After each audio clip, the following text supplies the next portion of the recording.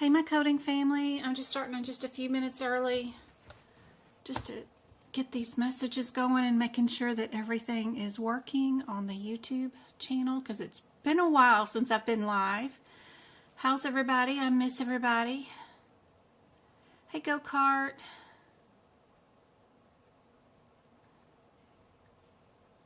Thank you for liking the live already. Is there an easier way to get into YouTube and view the various downloads? I tried, but I don't know what that means.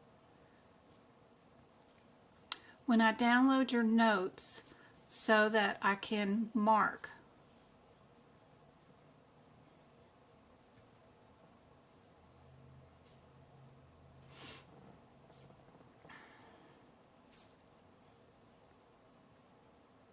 Do I have to worry about the base value unit calculations for CPC?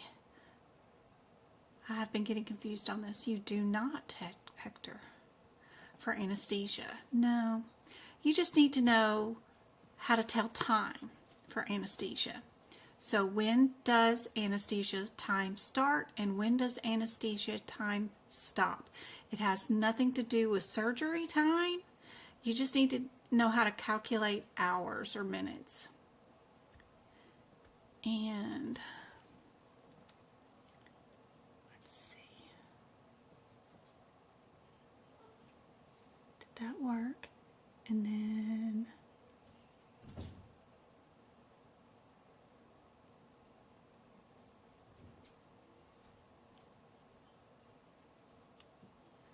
video camera.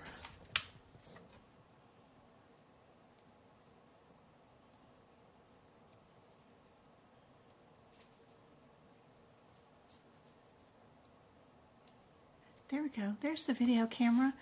Brand new one. I don't know how to make it zoom in is the only thing that I don't know how to do here with the camera. But you guys, you know, you got your own books. Hopefully y'all have got your own books. And y'all are just going to kind of follow along, seeing how I turn in my books and all that kind of stuff. The other thing she asked was about...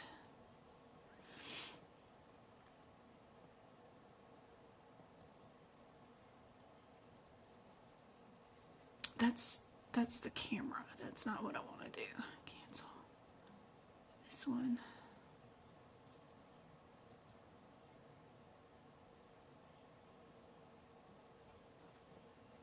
I have.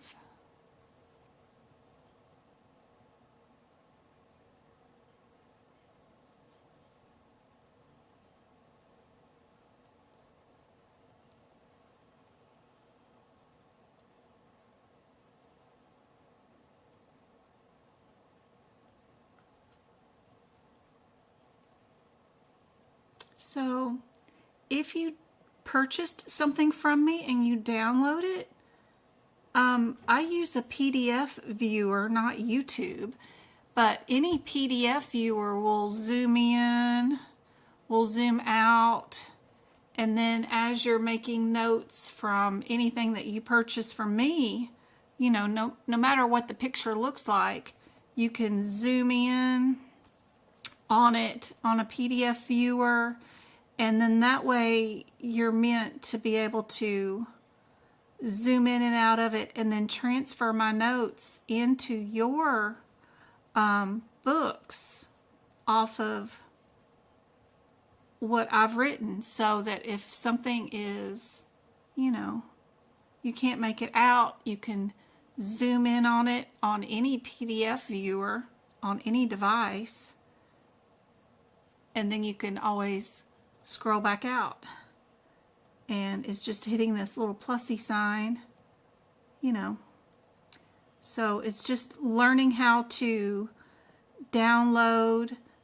Always be sure to hit print and then save it as a PDF, you know, and then be sure and name it where you want to name it and save it so that you can bring it up later. A lot of people have that problem where they don't know where they downloaded it at or where they saved it at. So I always just print to PDF, and then that way I can choose where I want to save it later. on my desktop or whatever, but you can always re-download the file, of course, at any time. But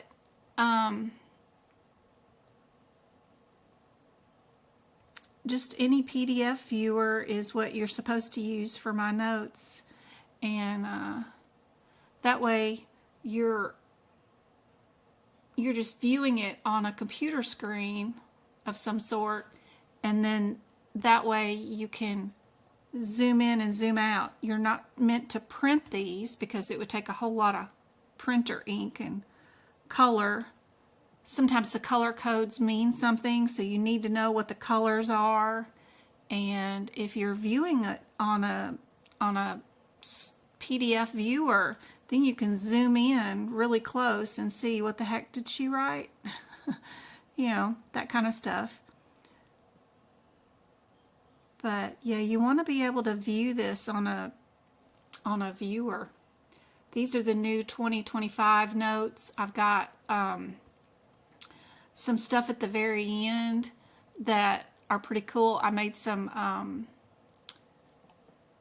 like organized, categorized some of the E&M categories, put them into subcategories. Like, what would you highlight? What would be your difference? Face-to-face on those telemedicine ones would be one color code, and then another color code would be non-face-to-face. For observation and inpatient hospitalization, you need to color code the differences between like initial admit care and then the subsequent care. Super helpful to do that. And then just some guidelines or other instructions that might be helpful. I did that on all the different categories and stuff so that you'd know what to highlight, and then some examples of what keynotes or guidelines might be helpful on those. Plus we got some practice exam questions too that will be in the bonus material too somewhere. Yeah, so we got some practice questions and stuff that will be included with the 2025 notes for this year. So yeah, I used the new camera, so the first 5 pages are a little wonky as far as direction, and then I finally figured it out and then got it to where it was not so wonky anymore. So other than directional issues, some of the pictures, they're all pretty straight now that I figured out how to do it. But anyway, hopefully that is helpful for everybody. Get rid of that and get back to our workshop for today. I hope everybody had a great Christmas. I made the notes about YouTube. Your notes are PDF. I don't have any PDF notes on YouTube unless you're talking about watching the replay videos of book prep videos where you're just watching YouTube videos. You would bring that up on a YouTube video, hit pause on the screen. You can always cast your screen to a bigger device like your TV, your smart TV in the living room or something, or in your bedroom. And then when you're watching me make the notes on YouTube, like last night, I did some videos on anesthesia, and I put up a video where we wrote out all of those, the modifiers from anesthesia. We brought those over from the HitPix book, and that replay is available on YouTube. When the video comes up and you're watching me write, you can cast that video onto a bigger TV, and be sure to hit the settings wheel in the bottom corner of your YouTube video and change your replay from normal 720 to 1080p, and then that will make it a lot clearer. And then of course on YouTube you can zoom in your video and make them zoom in just like you do a PDF viewer. Watch yourself some YouTube videos I'm sure there's a lot of creators that make videos on how to watch stuff and replay stuff on YouTube, but it shouldn't be too hard. My wrist is giving me a bit of pain, but I'm good. Oh yeah, I showed you those things I bought my mom for Christmas. She said those things are already helping her. I shouldn't have waited till Christmas to give it to her, but there is red light therapy devices that you can get from like Amazon or whatever. These are like little wrist things, and you can get them from any medical supply store. But the red light therapy is really good for nerve pain and nerve damage. So yeah, that would be really good for your mom, or for you and your mom, and for all of us for sure. You're struggling with ICD-10 notes. Any suggestions? Yes, I do have a whole bunch of ICD-10 notes. And what is super helpful is every time you do a practice exam question from ICD-10, I've got some notes on that too, but everything that goes from your guidelines to your notes, you should be making notes in your books about. So, let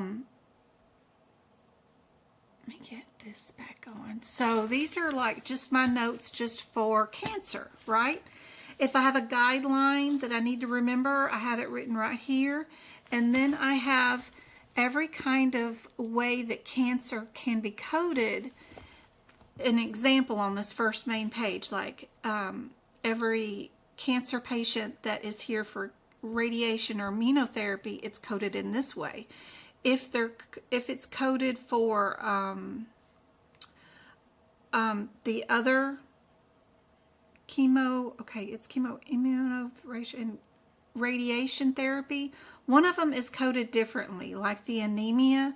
If it's due to malignancy, the malignancy goes first, then anemia next. If it's anemia due to radiation, then it's anemia first, the malignancy, and then a Y code. But if it's a default or you don't know what caused the anemia, we know that cancer goes first, then anemia. If they're here and getting treatment for pain due to cancer, we know that the G code goes first, then the cancer code. If they're here for dehydration due to cancer, dehydration goes first, then cancer. Anything that has an example, I just put it on that first main page, and then I have a listing of all kinds of different guidelines, recommendations, that we hold the claim until pathology report comes back, all those kinds of stuff. How do you code uncertain behavior? It's all on one page. That way I don't have to go through the whole chapter looking for all the examples for cancer. It's all on the main page.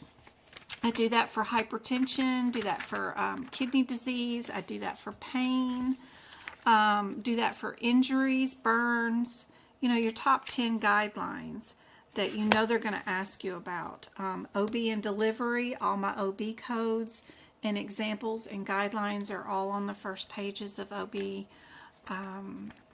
Sepsis is another big area.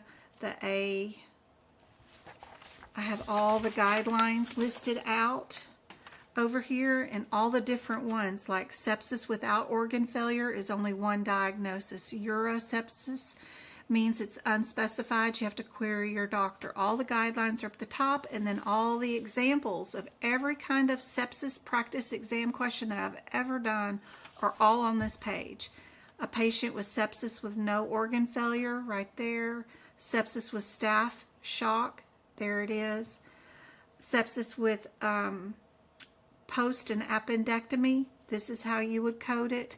I've got them all listed all on one page. That way I've got it all in one location. I don't have to search the entire book for it. But I've got 10 major areas that I do, like COVID is going to be back here.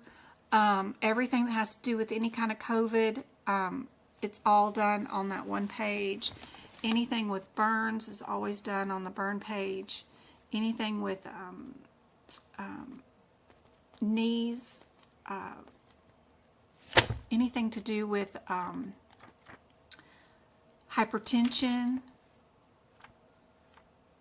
Where is our, yep, and our diabetes.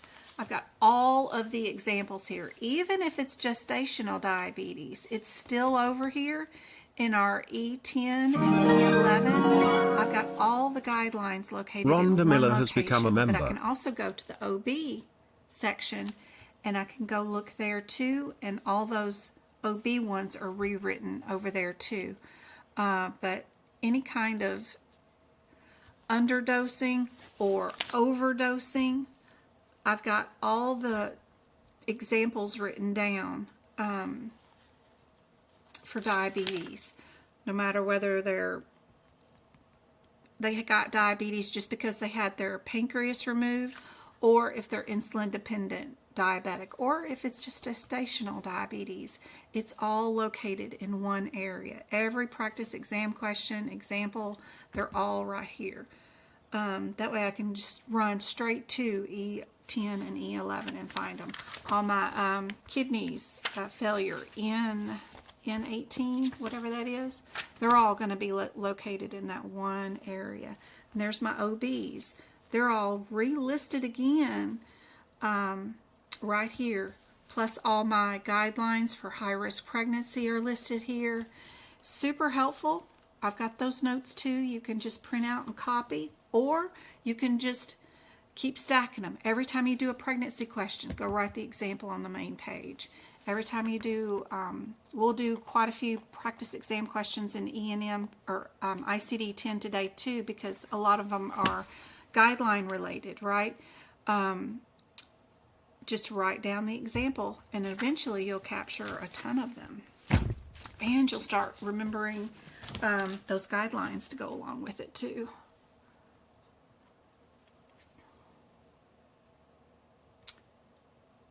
When am I going to do more one-on-ones? Oh gosh, as soon as I finish the 2025 notes that I want to redo for this year, then I'll have more time to do one-on-ones again. Everybody can hear me all right, right? The audio's being okay.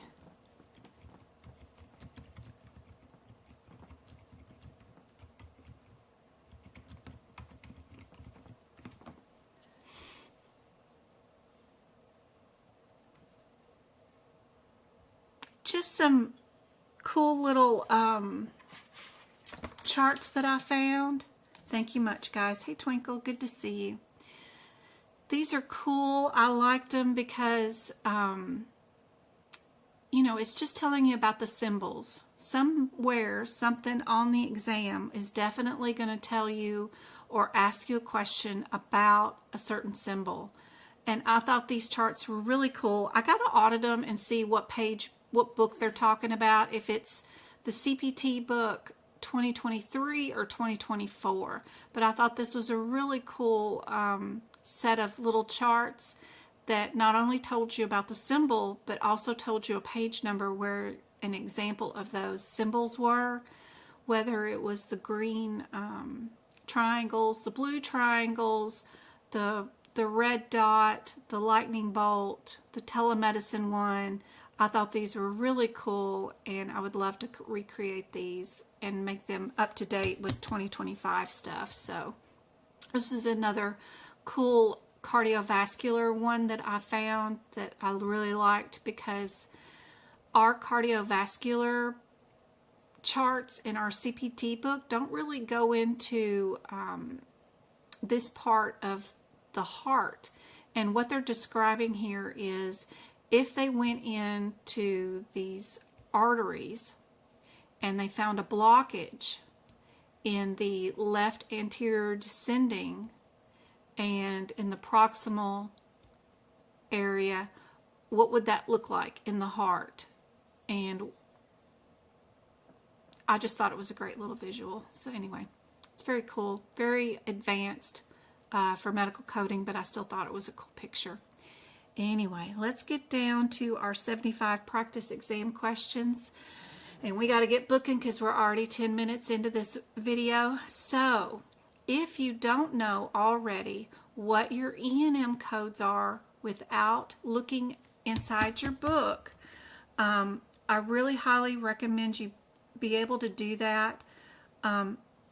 Just to even get from the 99202 all the way to at least just your subsequent hospital visits and consultations, somewhere around your 99245, if you could at least memorize some of your headers for these sets of codes, just knowing that anything with an O in the fourth digit is a new patient and anything with a 1 is an established patient.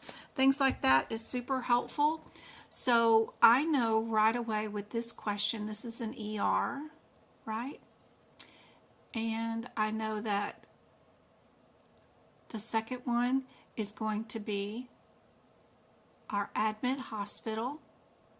I know that C is our admit and discharge combo code, and that I know D is our subsequent hospital visit. So what I'm thinking about is my patient in an outpatient setting? If they are in an outpatient setting, I know my answer is A. If they've been admitted to the hospital, I know the answer has to be either C, B, or D, right? That's our differences between the codes. First off the bat is our patient outpatient or are they admitted? Then my differences, if they have been admitted, were they discharged? If they were discharged, then I know my answer is C. If they were not discharged yet, I know they're either going to be coded an admit or a subsequent hospital visit. What do you guys think is the answer to this one? I have some flashcards for E&M that are super helpful. You can just download and then you can cut them out and learn these headers so that you don't have to open up your book and read your differences between your E&Ms. What do you guys think is your answer for this one? This one was in our YouTube page this week. Also, as a practice question, I posted it up.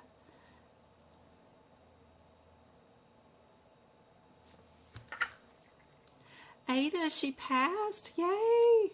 I'm so glad. That is so awesome. We've had quite a few people take their exam. I'm waiting to see if Janelle passed hers too. She took hers yesterday. Congratulations, that's awesome.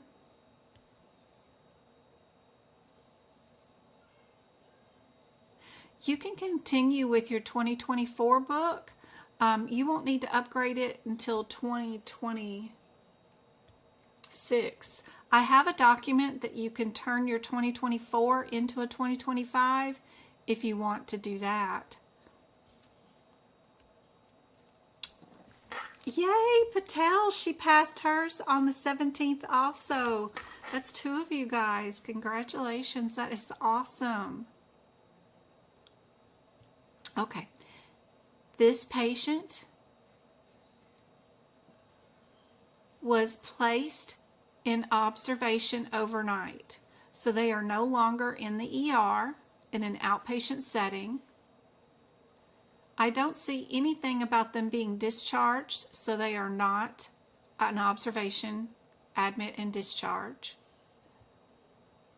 Since this physician saw them in the ER and placed them into observation, you know this is not a subsequent hospital visit.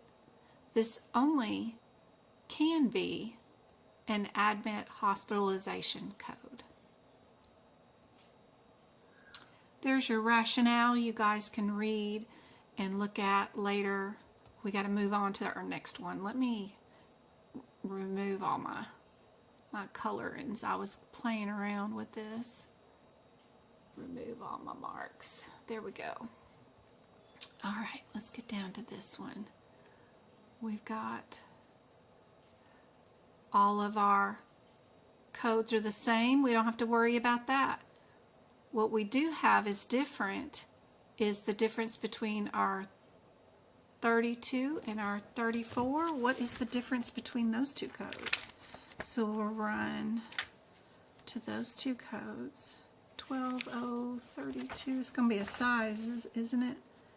12032 versus a 34. So anything greater than a 7.6 is all I have to worry about here. 7.6. Anything lower than that will be the 32. Anything higher than that will be the 34. What do we have going on today?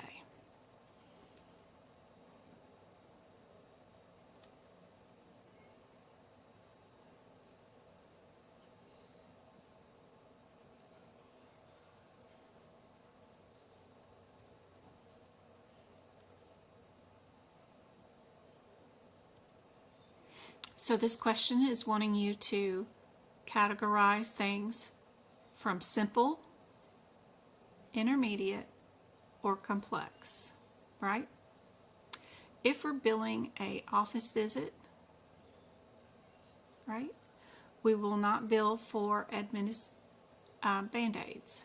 So we know we're going to get rid of that. That's a guideline question. We have a 3.5 in a single layer.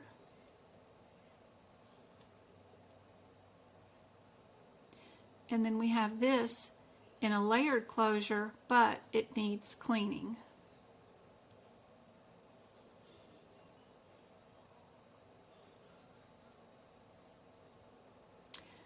Because it's single layer, but it needed cleaning, we get to upgrade it to intermediate, which means we have a 3.5 in intermediate. And then this 3.5 is in a layered closure, which means that's intermediate, which means we have 7 in intermediate. 7.6 is our issue. We know we're going to get rid of that now, so that does fall in line. What does everybody think the answer is?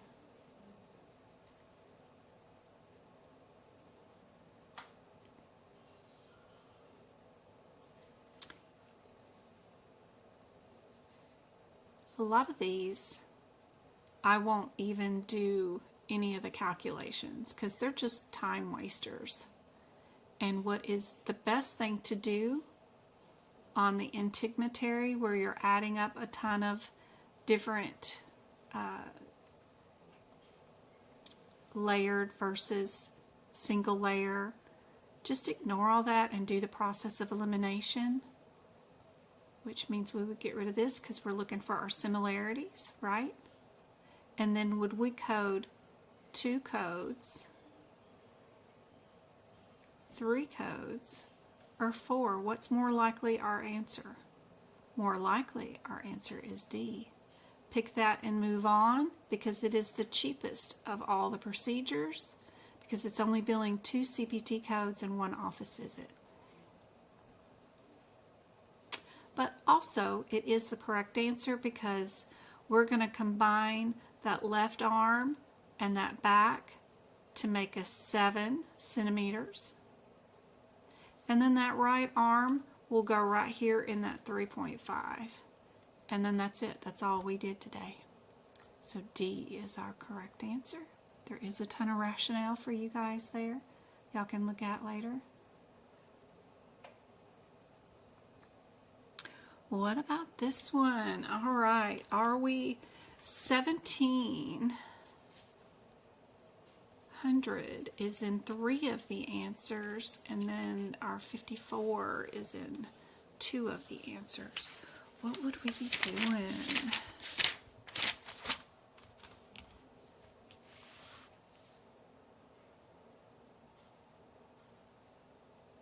What do you guys think the answer is for this one? If we're doing 10 AKs and 5 warts,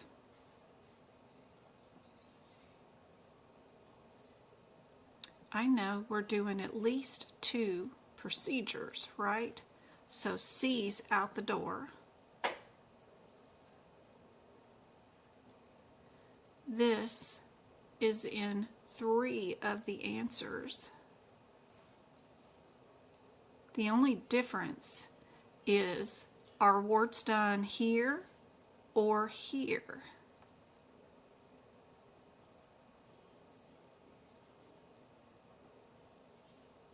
It's a guideline question.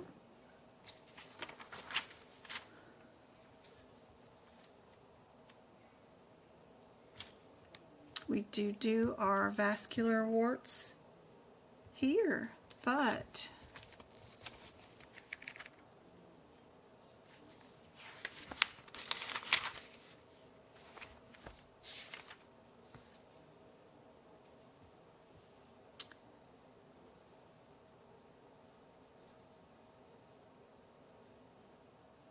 are we here or there? What do you guys think is the answer? If you have the 2023 book and you are planning on taking the exam after January 1st, that will not work.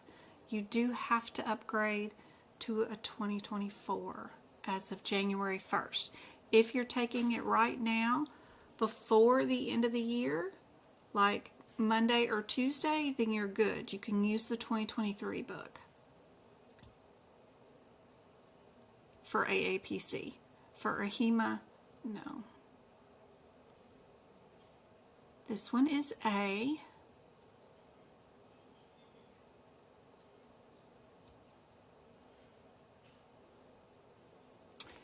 We do warts normally on the 10, but an exception is genital warts. We would have to go back to that section.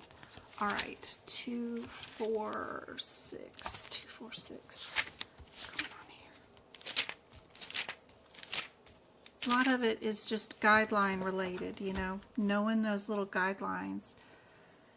2, 4, 6. Oh.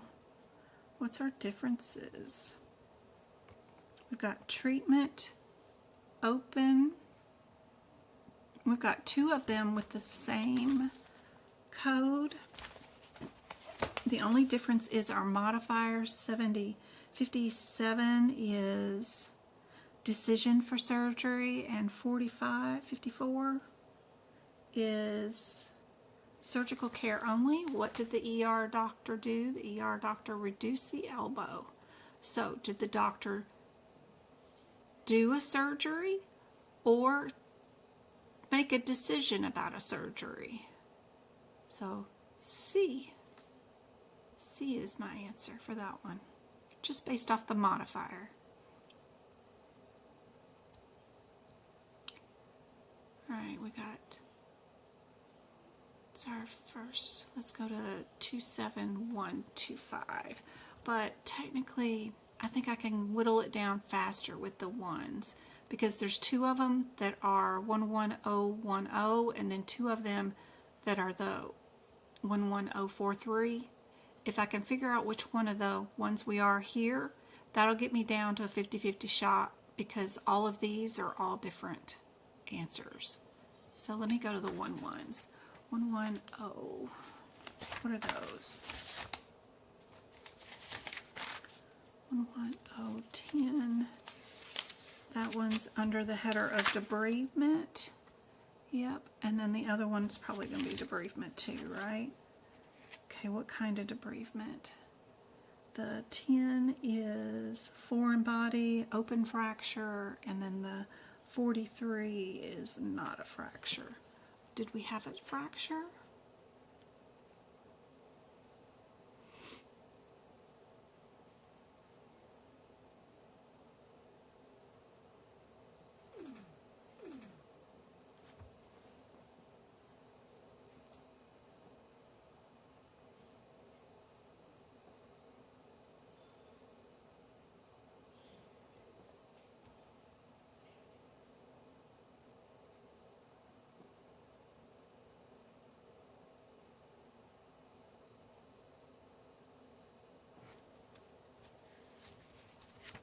Then out of our two each fracture, 270.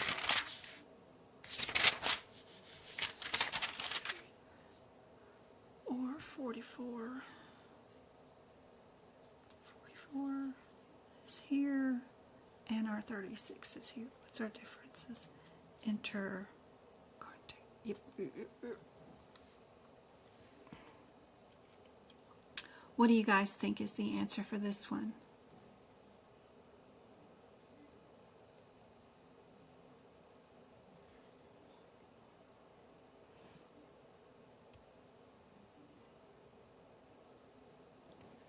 To start to finish an entire book of notes for every section in the CPT and your ICD-10 and HitPicks takes me 4 to 5 months to do all the notes.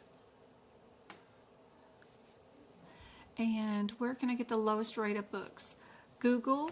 I just do Google search and search for books. So like 2024 CPT book. I do a Google search, switch it to shopping, and then try to find one the cheapest and possible. Just do Google searching.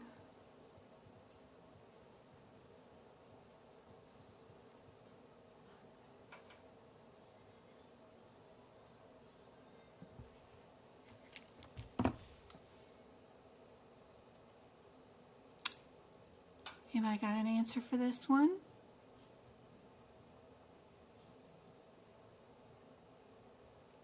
Everybody got A for this one?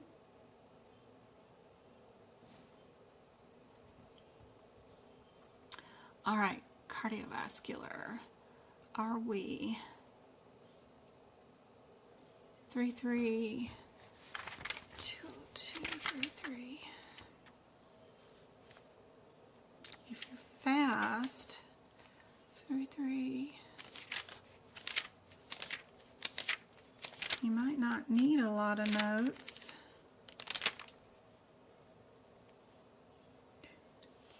33202. What are we under? We're under what header? Pacemakers and defibrillators. And then that's the 207, 208, and then what's 33235? 235. We're under the header of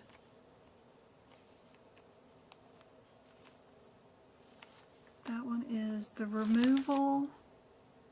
The O2 is an insertion. The 08 is an insertion, and 07 is an insertion. They're all insertions.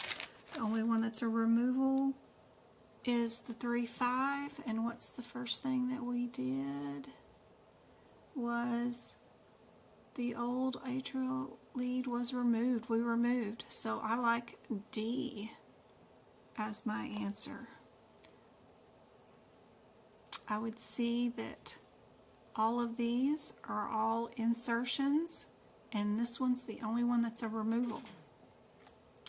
And the first thing that we did after we put the patient out was we removed an old lead. There we go.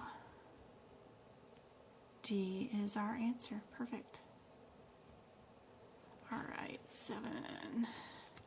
Are we in the 768s? What's going on in those areas? 768.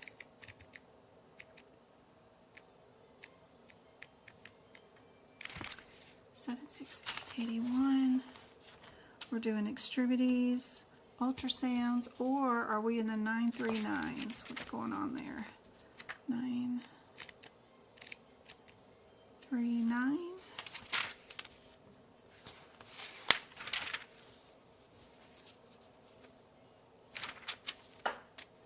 Nine, 3, 2, 5, 70. These are duplex Doppler studies. Are we here or are we there? What did we do today? Yep, we're back here. So my differences between my 70 and 2.5. 2.5 is here, 70's over here. We have arterial versus venous. Are we arterial or venous? We are venous. Venous.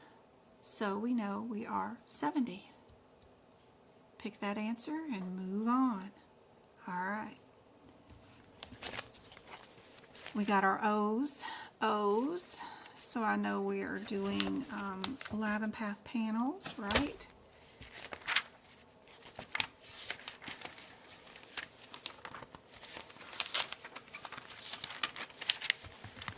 All right. What is inside our 50? Our general health. All right. What did we order today? We ordered CBC. CBC is right there. What else did we order? CMP. And a TSH right there. So they're all in one. A. A is our answer. All right. 92928. 2928. Everybody keeping up? All right, what was this? This was percutaneous, intra, stent. What did we do today? PTCA. Do you know what that stands for? Be sure you know where this page is at. On the exam is a list of major coronary arteries or a list of coronary artery branches. Do you know where to find those? And they're listed out right there. That's a super helpful page to find. Do you know what a PTCA stands for? Percutaneous transluminal coronary angioplasty. So we're in the right place. We did left anterior descending coronary.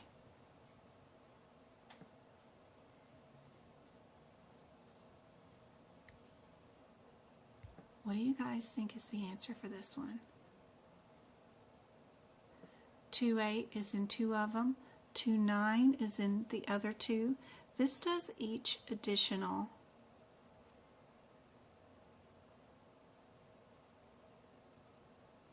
This is singular.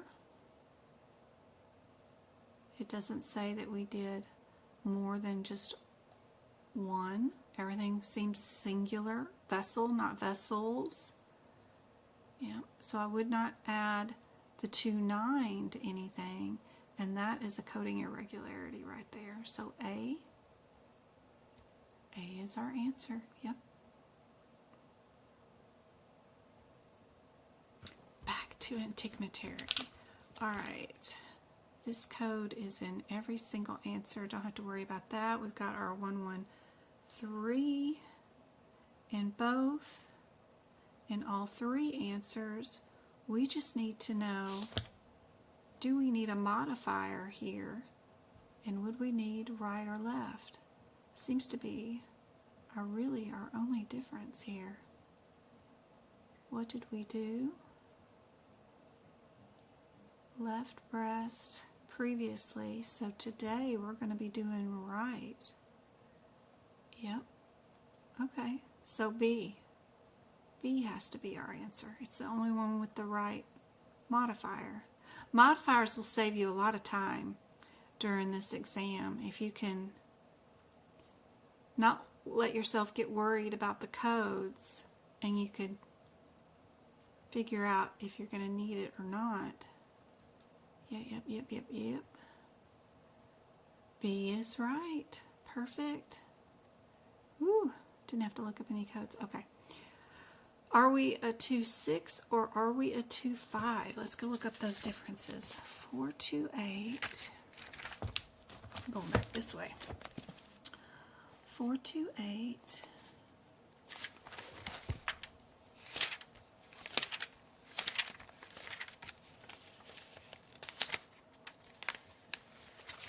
428 2.6 or 2.5.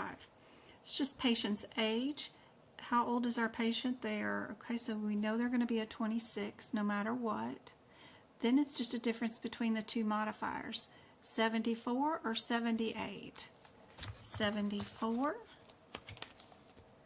is discontinued outpatient after anesthesia, and then 78 is unplanned return back to the OR. And that's exactly what happened. So we are A, unplanned. So we just needed age, and then we picked out the right modifier.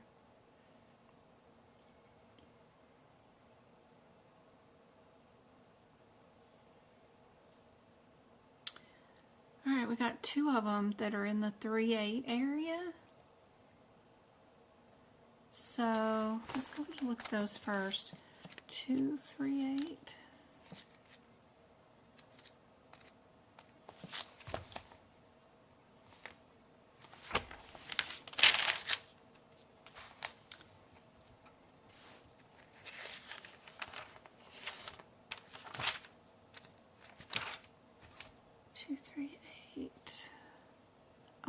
Or O2. What's my differences? One has a graft, one does not. Did we do a graft or not? Let's look in our chart.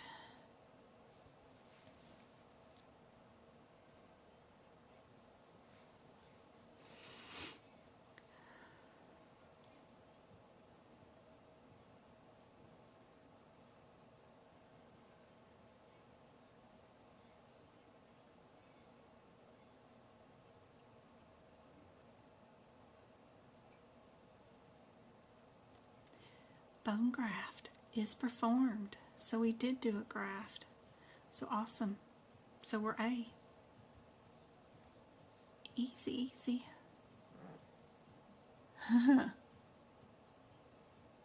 Thank you, Lisa. What's she got going on? That's our third one for today. Yay! Oh, I'm so glad. I hate for you had to have purchased another exam attempt, though. Gosh, dog. But so glad that that third attempt was the charm. That's awesome.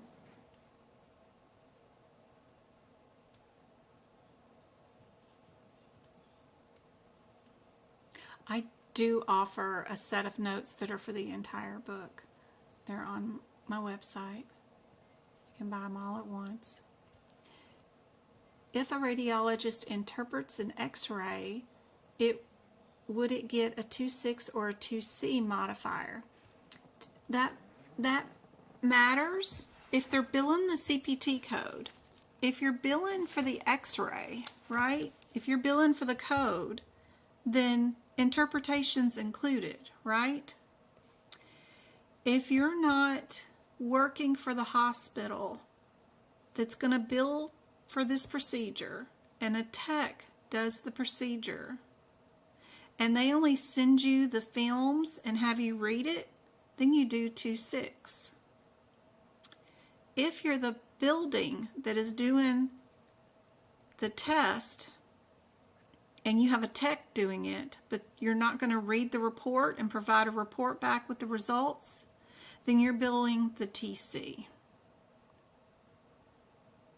So it just depends.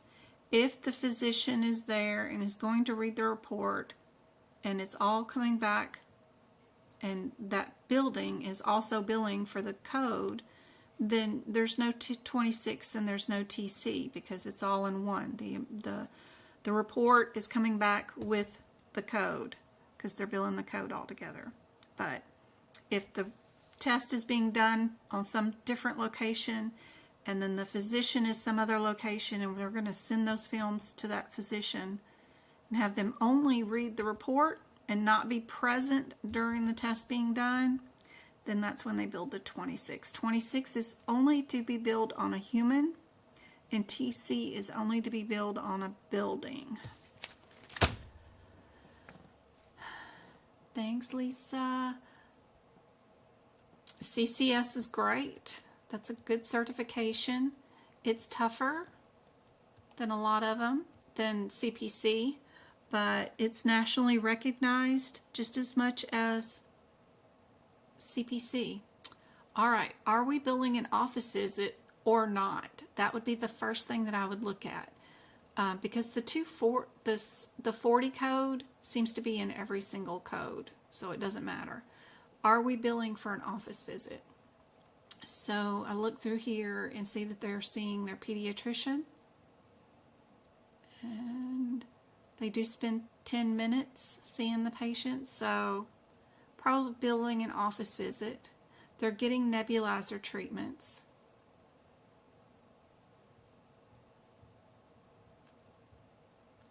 Times 2.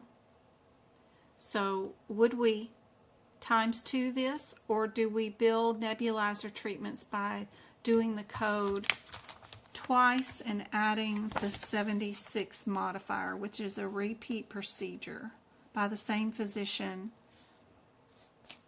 Do we do the code twice, or do we do the word each times? So let's go see if each is in the CPT code descriptor. 946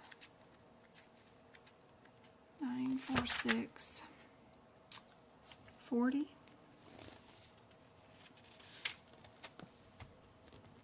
Is the word each in the CPT code descriptor? If the word each is in there, like this one, for like 94645, then you times those codes. But if each is not in it, a lot of times you don't. You bill it twice.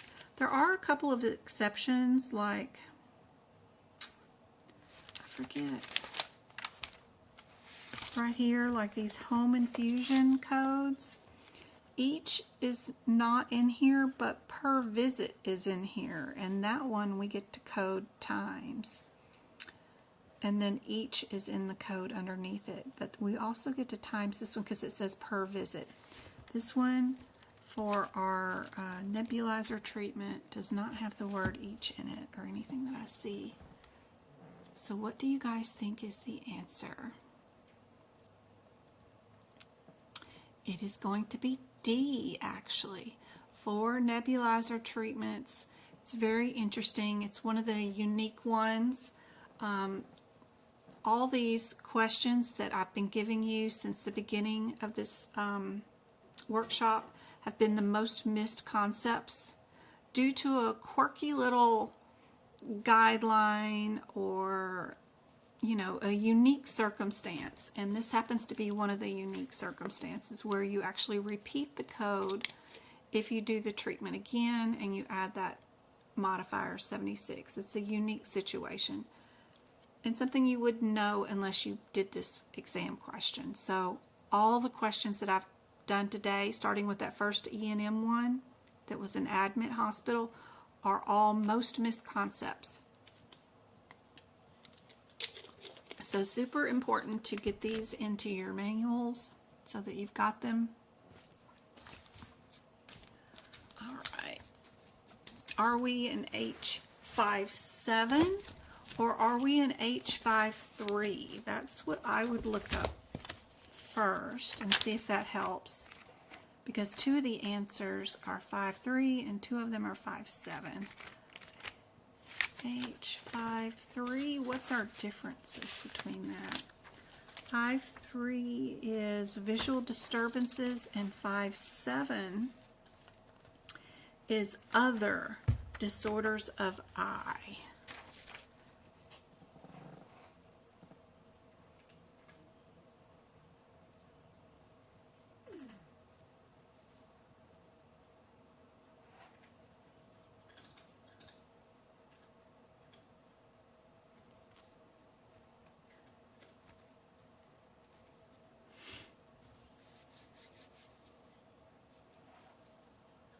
What do you guys think is the answer for this one?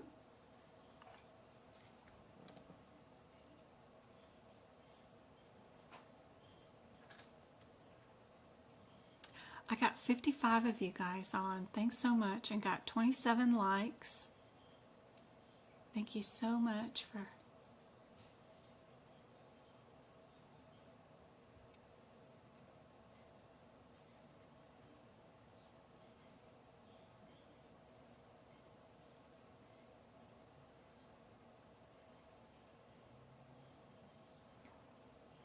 thank you for the taps of the hearts. All right. Everybody got it? C? Yep. Just the unspecified, not the other. Yep. All right. Are we in a symptom for an R code, or are we a T for an injury code for nausea? I think that's an R code, isn't it? R.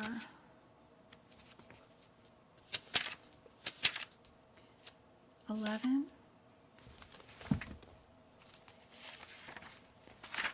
I got some stuff here already written for nausea. We have a guideline that's tied to it. It's a 1B9 guideline.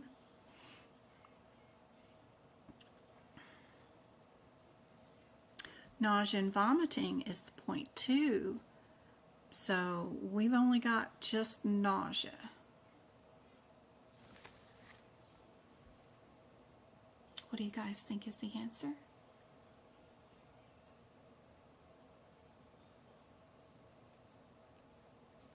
Indeed, C is it. Perfect.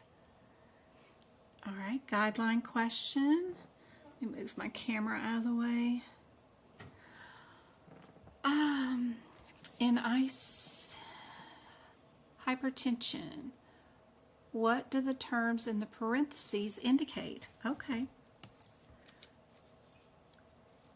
So that is one of the questions about markers and symbols and stuff, right? So right up here in our G3, where we've got our punctuation, our brackets, and our parentheses, it says parentheses are used in both alphabetical index and tabular list to enclose what? That's where I would find this answer.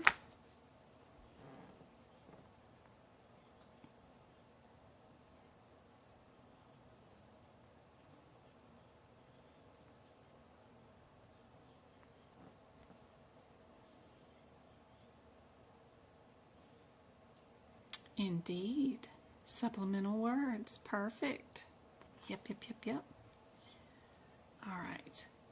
We've got, how do we report acute and chronic cystitis?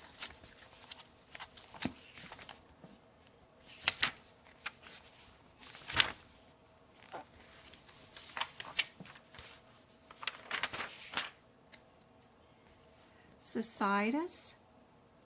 If acute, right here, and chronic are on the same yellow indentation line, then you code them both. That is our guideline. I've already got it marked in my book. I'll take all of these guidelines, every single one of them. So our very first guideline right here with acute and chronic, I'll say, see page 39. And it also says that the yellow lines indicate the sub-entries. First acute, second is a chronic, and then I have examples. And this example is actually also on page 117. Let's put another one down. I've got that one down on 117. Right here. I also have another one down on page 39, and go there and see the other example. This is what we're talking about, is the yellow vertical line that appears on the second and fourth indentation line. Example on page 117 equals cystitis. Also another one example on page 343 is thyroiditis. So go into these. I've got them marked with the page numbers, so that you can see that if they're right there on the same line, then you're good to go. If like chronic was here and then acute was here, they're on different indentation lines, you could not code them both together. But because cystitis is, we do get to build them both together, and the only answer with two codes is A. So we know A is our answer for that one. HIV. Lots of guideline questions with HIV. I've again got a ton of notes for HIV. It's easier just to write them all on the page for HIV, all in one location. That way you've got them.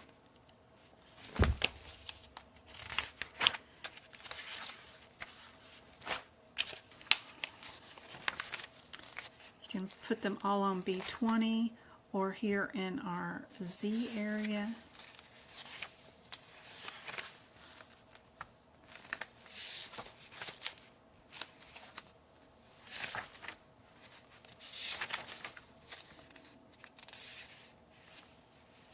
Body mask next.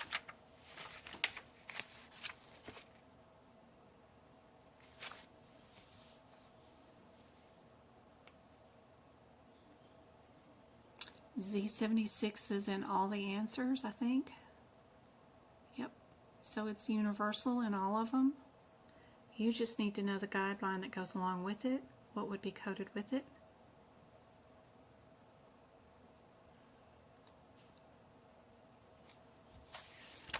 Which will be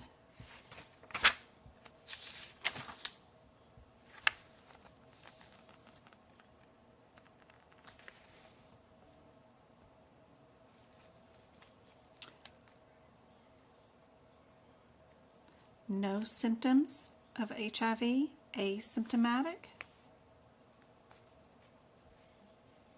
A is our answer.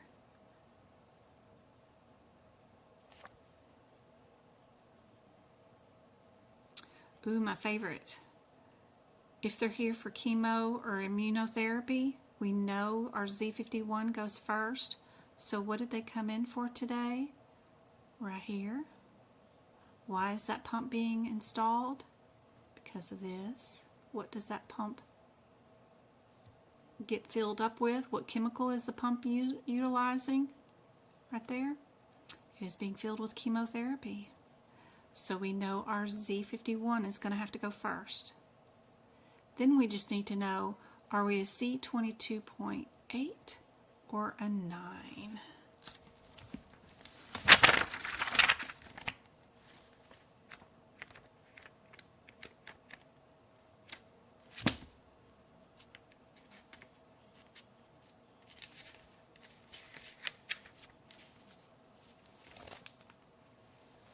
C22.8 or 9.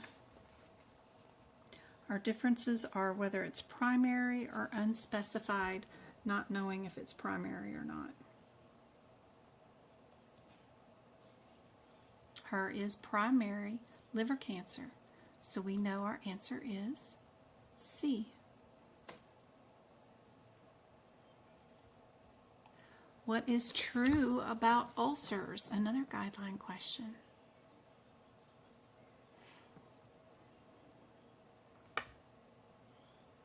Oh, I hate these because there's a couple that are correct.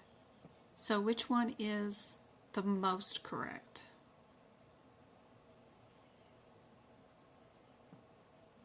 If you're looking for similarities too, we have two answers that say there are two codes in two of the answers.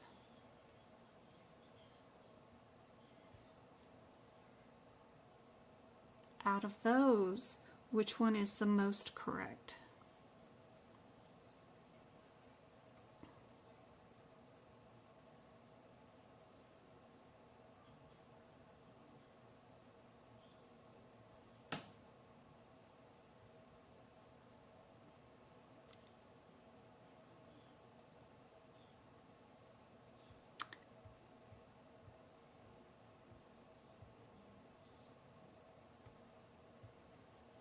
It is B. Good job. Perfect. HCPCS codes. Which one are not reported for Medicare? J codes, A codes, G codes, S codes. So, S codes are temporary national codes. J codes are drug codes.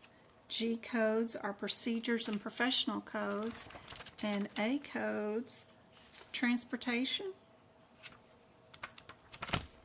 Which of those headers would an insurance company likely kick out if they were going to pick on something? What would it be? That's what it's asking. What do you guys think?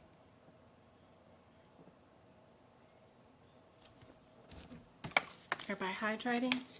We got 1 hour in.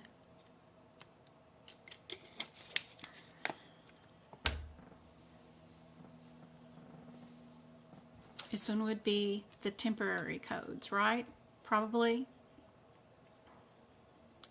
Anything that's temporary, not permanent codes, they're only in there because HCPCS codes get updated 4 times a year, quarterly, and Medicare doesn't change anything yearly, much less 4 times a year. So they're not going to pay attention to any of those temporary codes. That's all they're asking you there.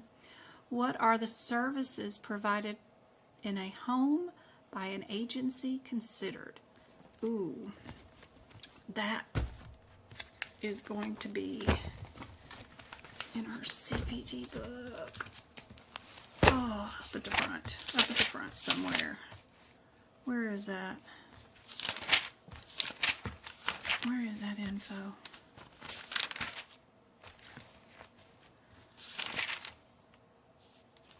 Yeah. Right here. Place of service, facility reporting, or whether we are non-facility. Facility versus non-facility. This describes services provided in a home by an agency are what? Knowing where to find the answers quickly is super helpful.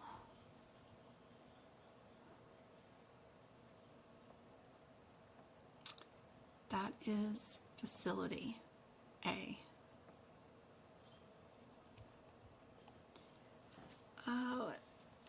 Which ones report okay, urinalysis. Yep. All right. These codes are impossible to find sometimes because they get pushed out of the way. So a lot of times they're really hard to find. All right, which one? That one has microscope.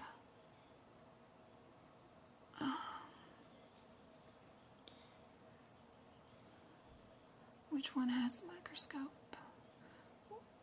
for your analysis?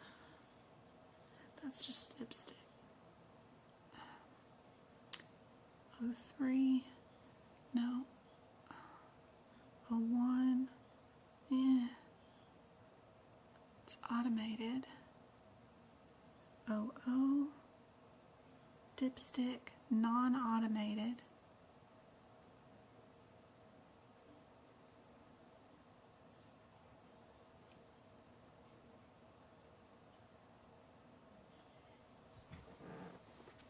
What do you guys think is this one?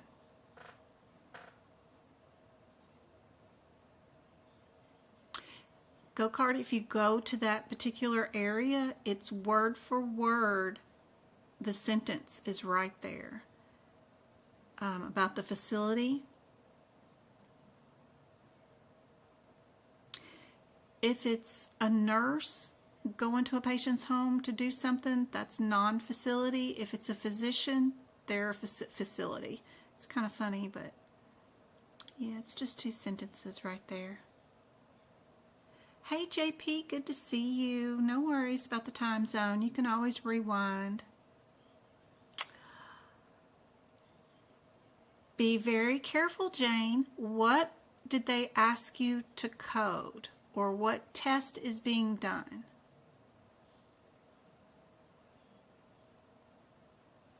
Did they ask for urinalysis or did they ask for a microscope test only? Be very careful with this one. They did not say urinalysis with microscope.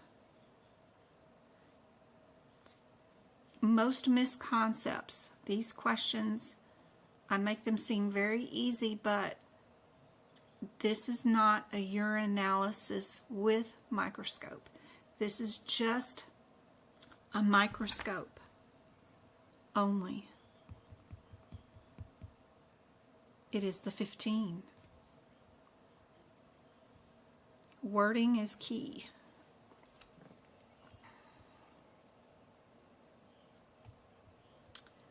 All right, voluntary codes. Again, another one of the answers in the front of the book.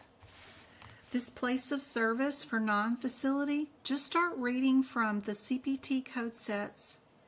Use the term facility to describe things such as providers. That down is word for word what they're talking about. But right here, we're talking about evidence-based performance measurements and codes, and we will find that answer here in our descriptions of category 1, 2, 3 codes. There's category 1, there's category 2, and there's category 3, and we're looking for ones that are evidence-based performance measurements.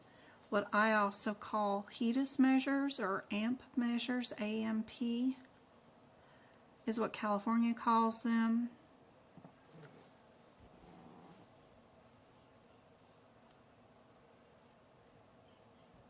Those are D, the category 2 codes, right here.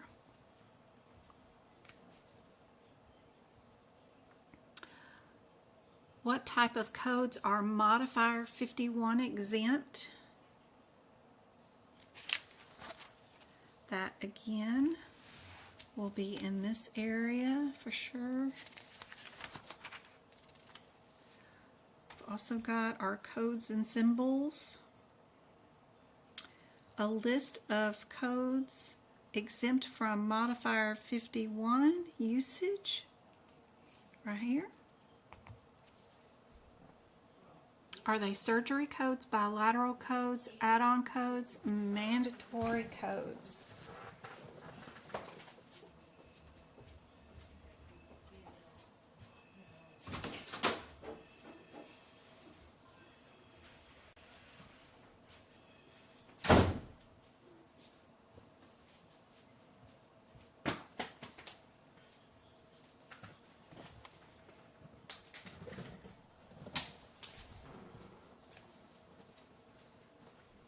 Everybody got this one? They are add-on codes. Add-on codes are modifier, any modifier technically really exempt, but especially modifiers exempt.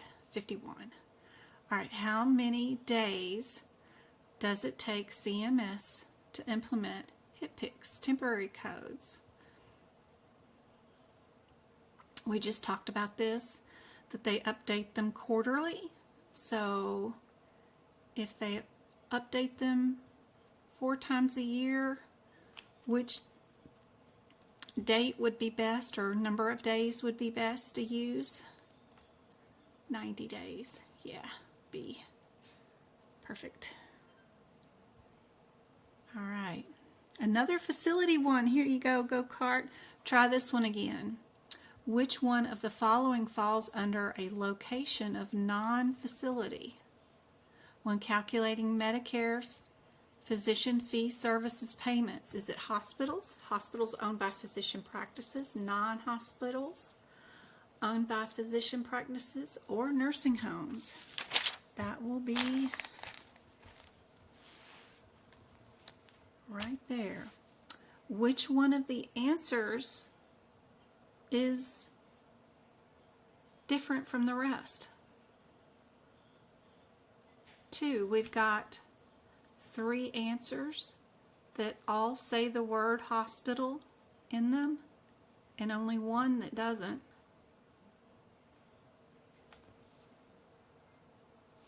It's also listed right here.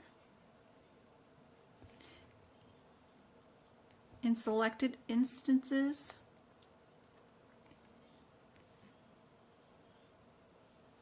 entities such as hospitals or home health agencies.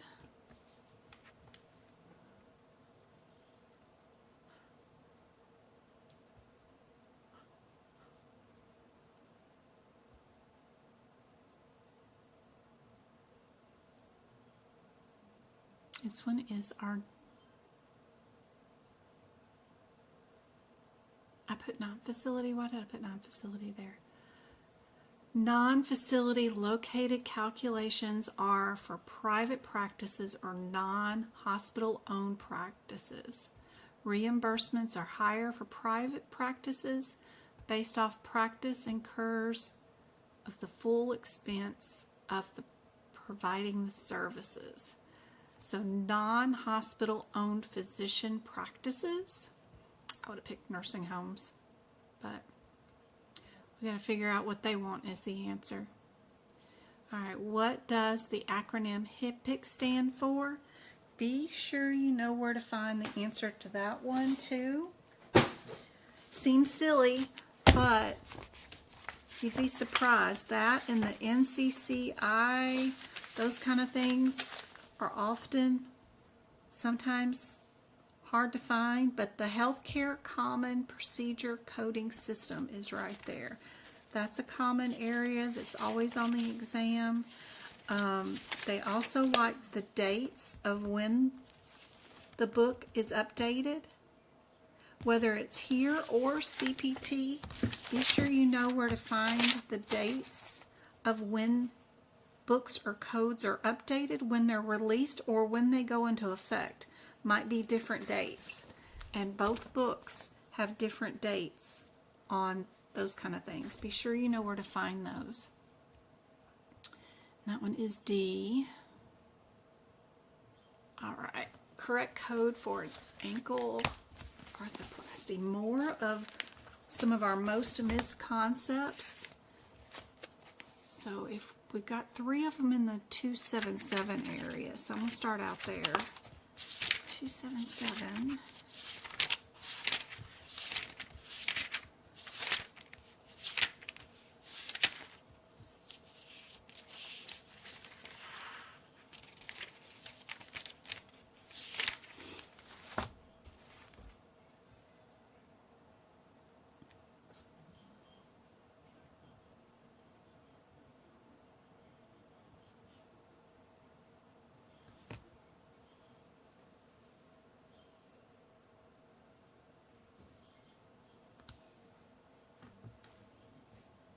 Which one do you guys think?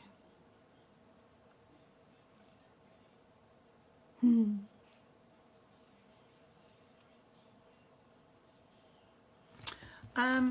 in the 2025 book, so this one, my page numbers will be off probably from a lot of you guys' page numbers about that facility thing. But that facility thing is under the place of service, facility reporting. It's on XIX. Do you remember that being on the exam recently?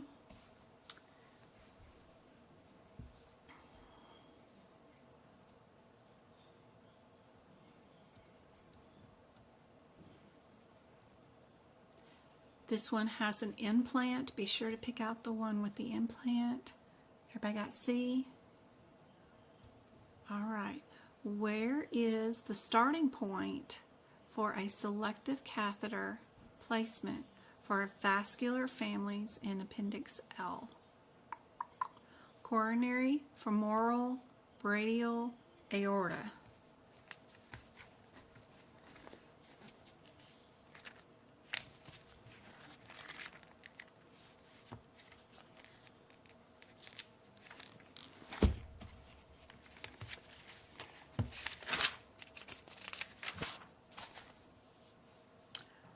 have like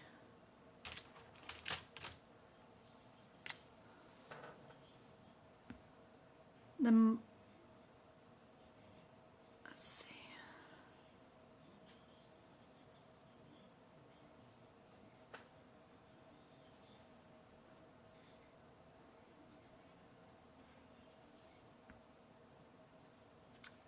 These are all starting points.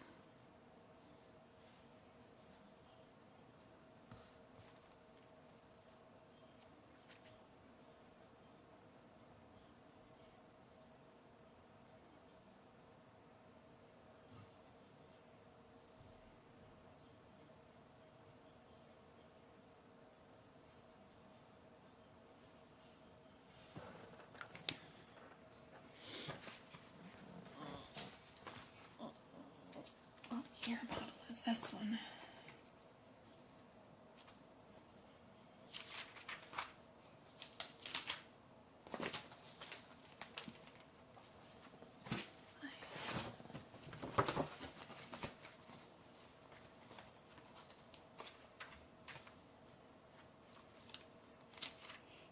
In my notes for cardiovascular, I've got them all marked in red with starting point. Super helpful to know where your starting point is, which ones are beyond, what CPT codes go with each procedure if you're in that particular area, what radiology you can add with them. Really cool. But these are the two starting points on this page, and they both have the word what in them.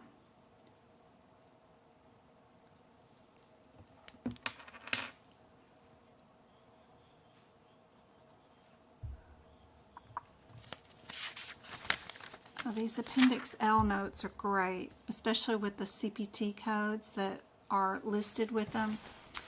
Over here we've got starting points for vascular if you were doing this side, but they're not here on this side.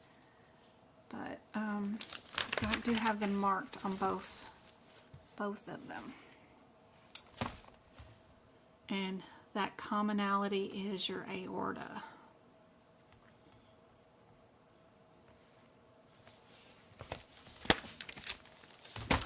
Got to get started on moving them all over to the 2025 book. Oof.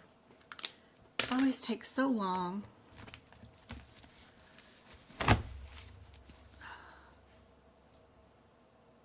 OB and delivery. All right. We've got OOs.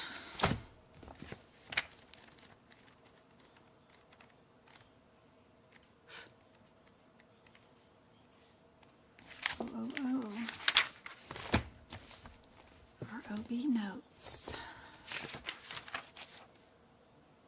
What have we got? We got OO.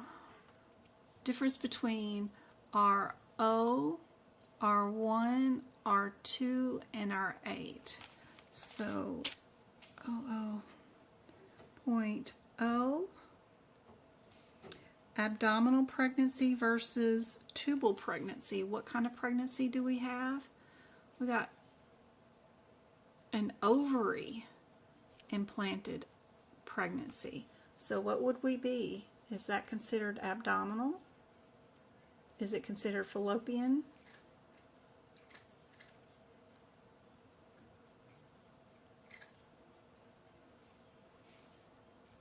Or do we keep going over here to 0.2 where it says ovarian pregnancy? So we start out with abdominal, then we have tubal, then we have ovarian. And so we know we need to have a 2 in there. So probably A is our answer. Yep, perfect. All right, are we a Z code or are we an L code? L code, is that skin issues? That's diseases of the skin. All right, perfect. So does our patient here for 2 reasons? And do we have 2 diagnosis codes, or are they only going to be seen for 1? And in which order are they being seen in? Because we've got the answers where they're flipped. Skin first and then a Z code, or would we be seeing a Z code, then an L code, or would we only be doing one of them? Is this significant enough to even diagnose? What do you guys think is the answer?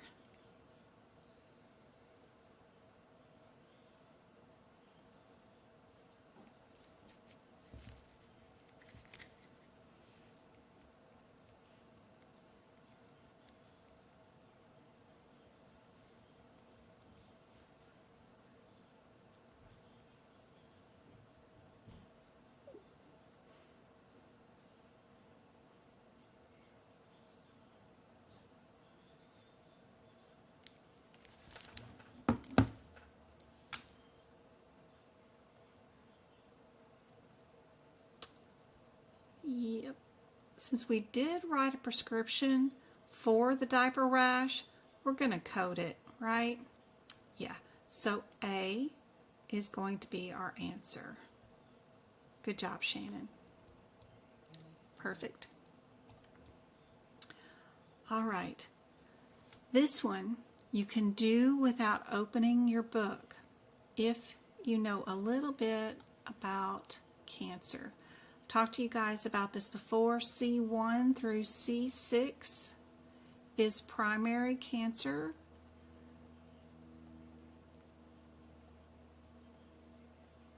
And then anything from C6 on is metastatic, you know, cancer that has spread to other areas.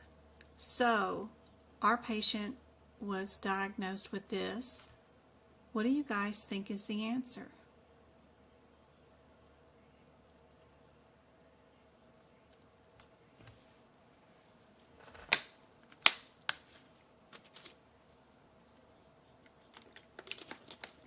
Amazon had these for like 20 cents each. I got pineapple mango water bottles, and they ship them to your house. They're heavy. Free shipping. If you order more than $25 worth, it's free shipping.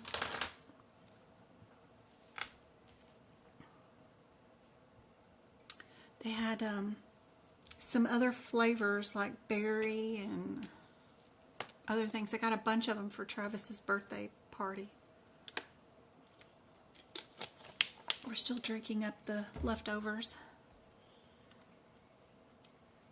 This one is secondary, so you know that's metastatic. So anything after C6 would be my answer. So I would pick C and move on with my day. Yep. Hypertension, you know, I got these all written out. A, B, C, D, E, F, G, H, I. Oh yeah, all my hypertension notes all in one area. Would we be an I-10 or an I-12? What's my difference? I-10 is essential hypertension and 12 is hypertensive kidney disease. What does my patient have?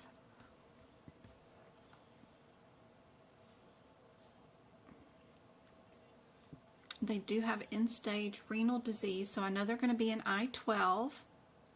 Do I code them with one code or two codes? Guideline question. Are we answer B or C?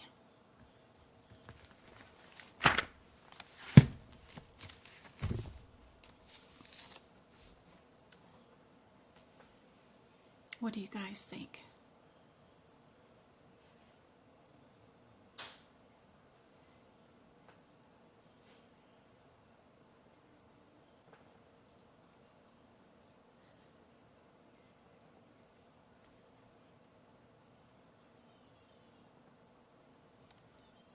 You know, end-stage renal disease is always going to be coded with the 6 anyway.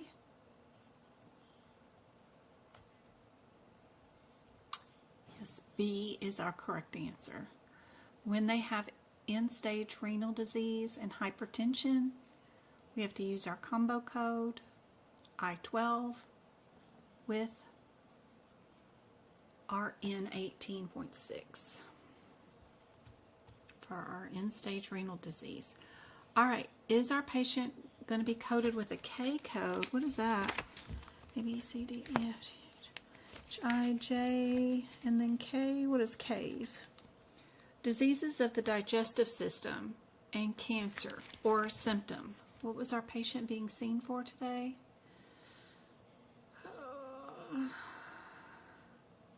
Malignant neoplasm of the colon.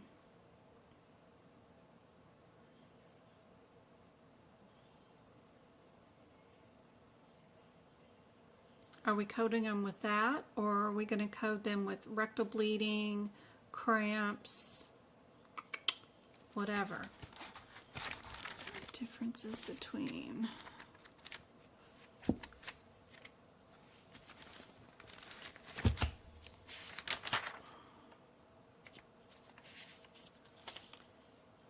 And 9. 7 is sigmoid. 9 is colon unspecified. We have sigmoid listed, so we can do B, can't we? We can do B. Yep, yep, yep. I like B. B is it. Don't need to code the symptoms when we can code the regular diagnosis. All right, are we in the kidney area, injury area, tummy area, or blood disorder area? Just knowing what the chapter headers are should be able to get through this one. Oh, wait a minute. Which one in the tabular list contains instructional note? Ugh. All right, we got to look them up. All right, tabular list. Tabular.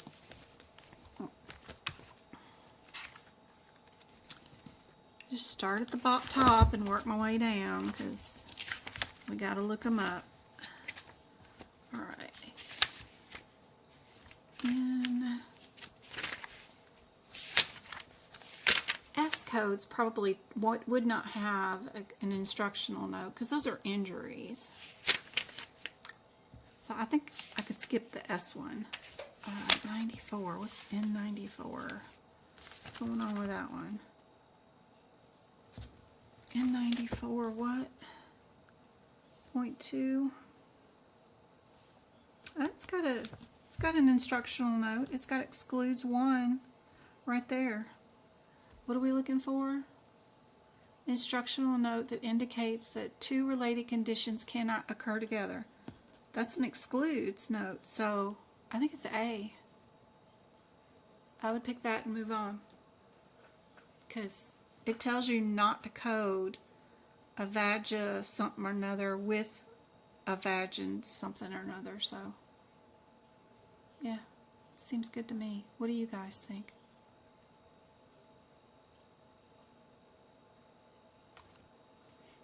I probably wouldn't go any further.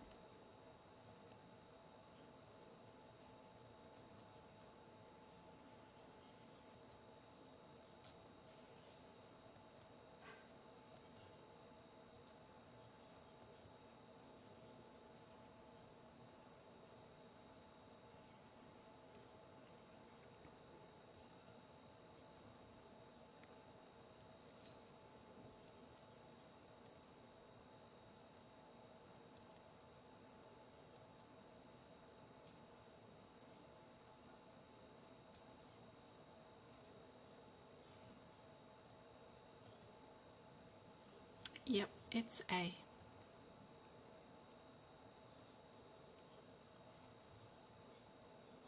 All right, more E and M. What the heck's going on with this one? All right, we've got new patient, established patient, and those psych visits. Those are psych visits at the back side. Psych visits, okay. So we've got psychotherapy and 35 minutes and 20 minutes of an individual therapy. Okay.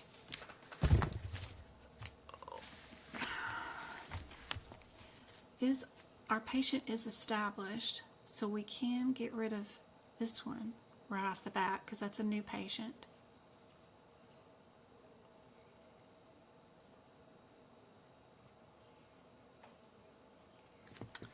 99213 is how many minutes?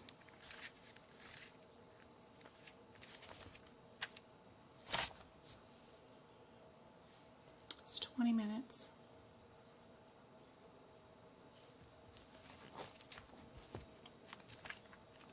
$908.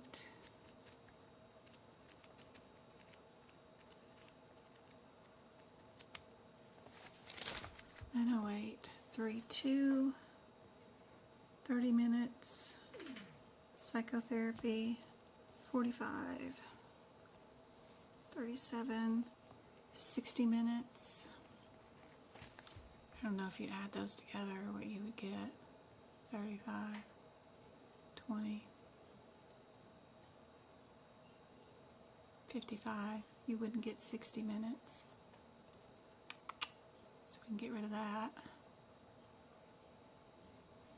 What do you guys think is the answer?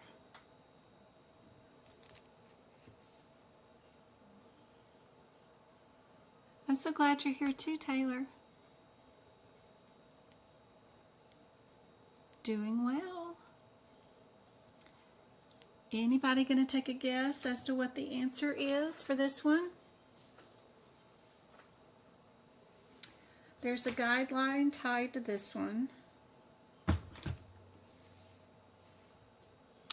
The guideline states that if you do mental health care along with a regular office visit, let's say this patient came in for routine refill of their diabetes and hypertension meds, right?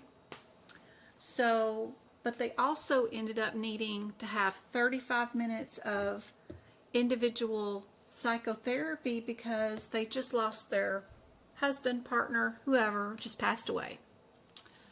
So part of the visit will be spent going over their blood pressure, their meds, their hemoglobin A1C, and given refills, right, until to come back. And then another part of the visit will be 35 minutes of psychotherapy to deal with the loss of their loved one. Oh my gosh, did anybody else see that the ship captain lost her bug cat? I've been crying for 2 days over that damn bug cat. You know, I've known that bug for 4 years on TikTok. So, you know, speaking of psychotherapy, I need some for this internet cat that I'm mourning over. You cannot bill and use time for both visits, is what the guideline is. Psychotherapy will take precedent over a regular office visit for time use. So time can only be utilized for psychotherapy. You will not be able to use time for your E&M visit for the diabetes.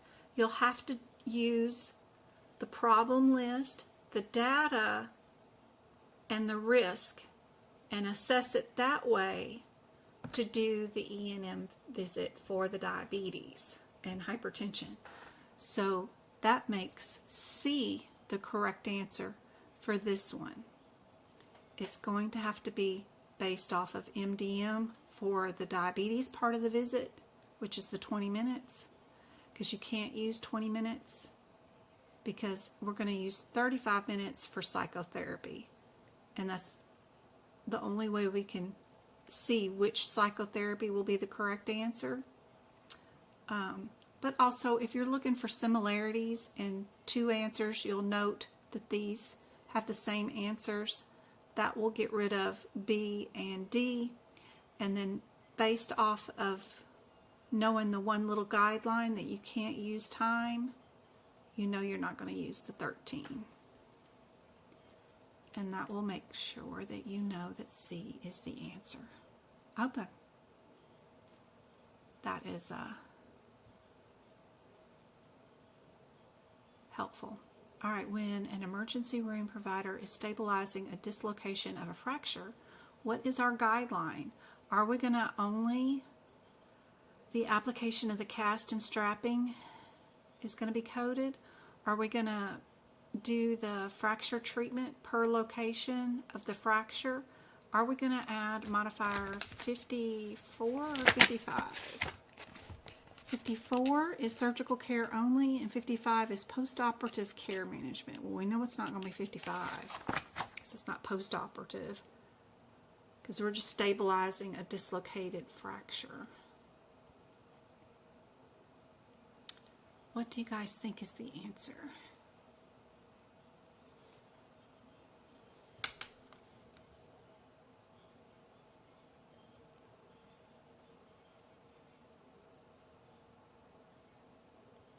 Correct. A is the correct answer.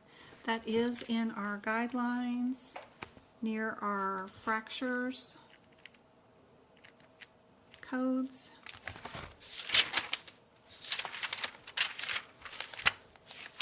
Is that in our surgery section? It's in our musculoskeletal somewhere.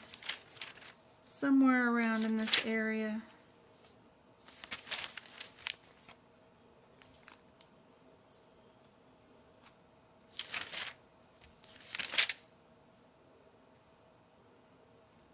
Lots of cool little areas of guidelines located. All right, are we new or established? You can tell that by your fourth digit. They're wanting to know if we know if our patient is new or established. We do have a new patient listed. Now, without time or MDM,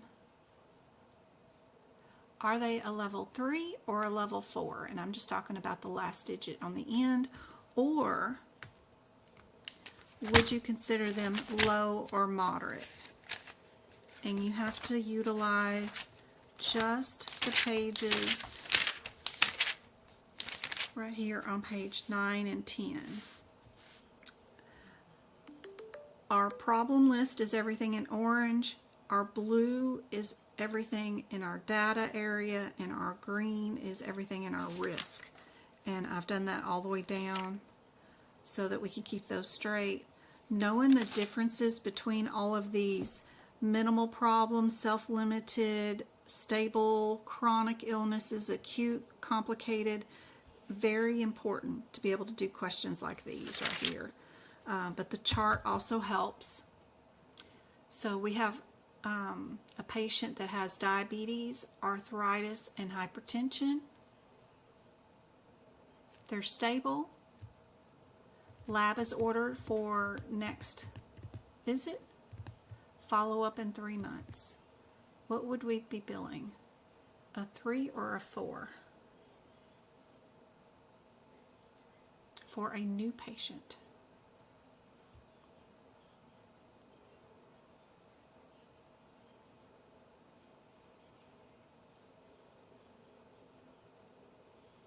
They're stable. They're not exasperated. If you look at the moderate, it says 1 or more chronic illness exasperated. They're stable.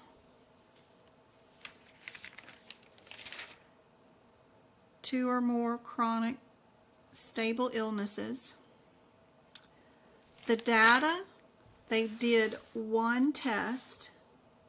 So that's minimal to none. And then our risk over what the doctor ordered today, which is a low risk, right? Because they only ordered 1 test. So if they've got a low risk, a minimal to none data, but a moderate problem list, what can you bill if 2 out of 3 have to match? So we've got moderate problem, minimal to no data, and low risk. We got to have 2 match. We are going to be a level 3.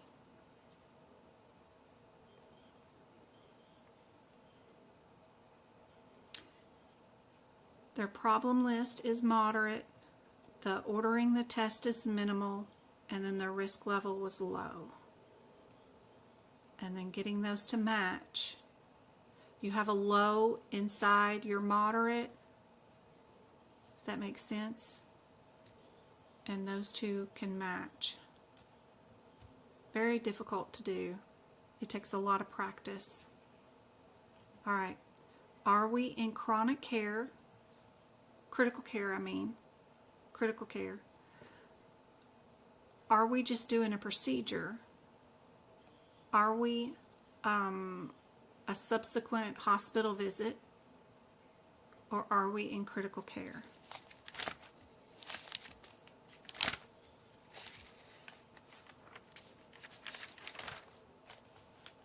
There's our critical care guidelines.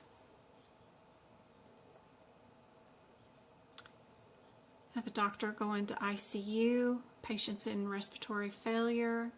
Spent 30 minutes doing critical care, and we performed an intubation. Intubation is part, is that one of the things we can bill? Just have to go over here to see. 31500 is an endotracheal intubation. It is one of the things that we, in addition to the following procedures, you can include in your critical care. It is on the list.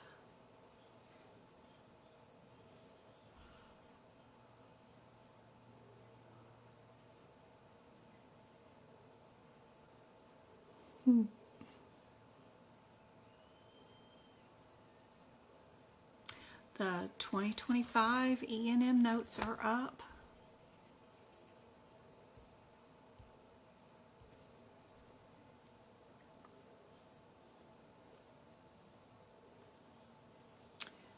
Because we are going to bill for intubation, that means we have to take the time off that it took to do the intubation, which means we minus 5 minutes off of our total critical care time, which means now our critical care time is 25 minutes, which means according to our guideline here in critical care, less than 30 minutes, use an appropriate E&M code, which means we can no longer bill for critical care,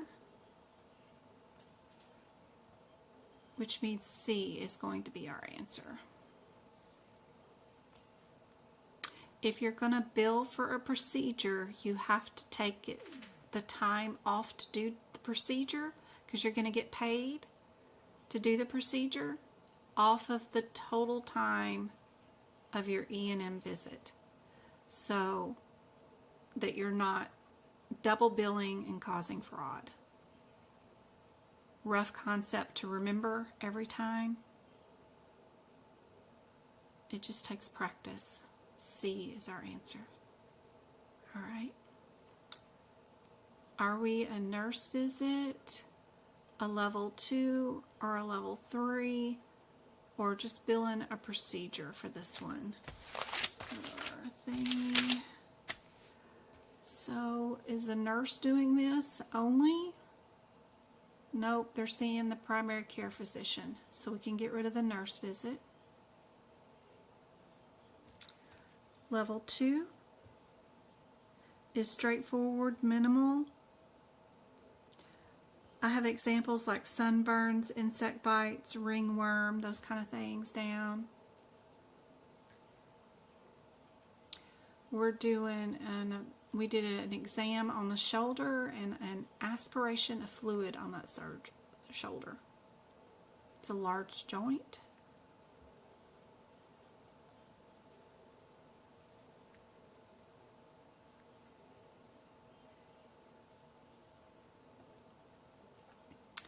indeed, Mamie, we are absolutely doing D only.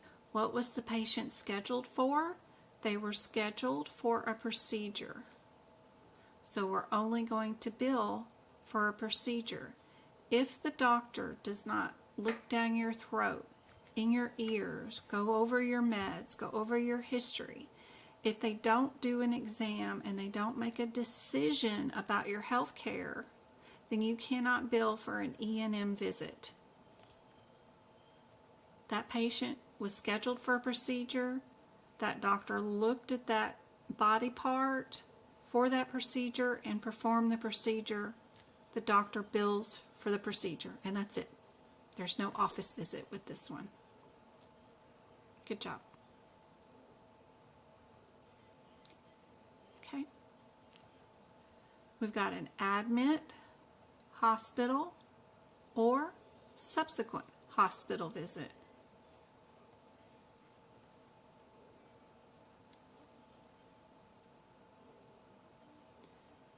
We're asked to bill for a cardiologist. What did the cardiologist do for the patient?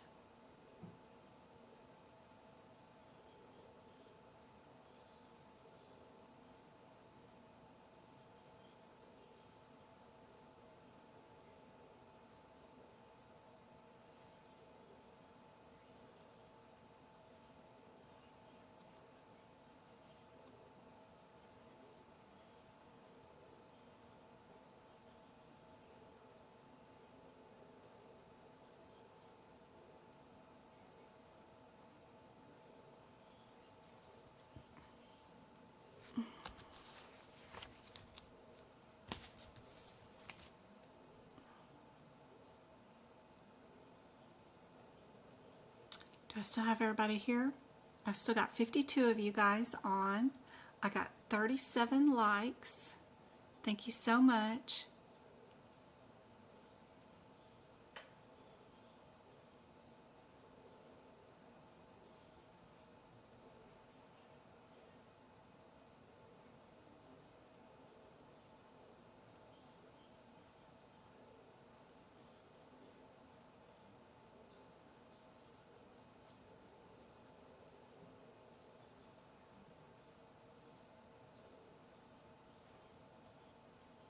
Michelle says initial.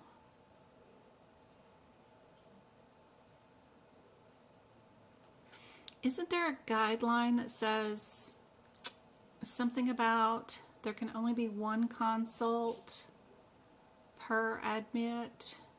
I wonder what this one would be considered. Was her gastro a consult at admit, or is her cardiovascular?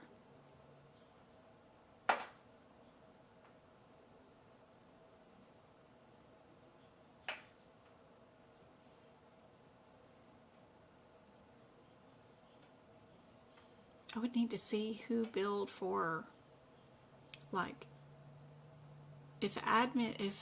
if gastro already admitted her, then that doctor's doing all the admit codes, right? You can't admit a patient who's already admitted. So if they're already admitted, then it has to be subsequent.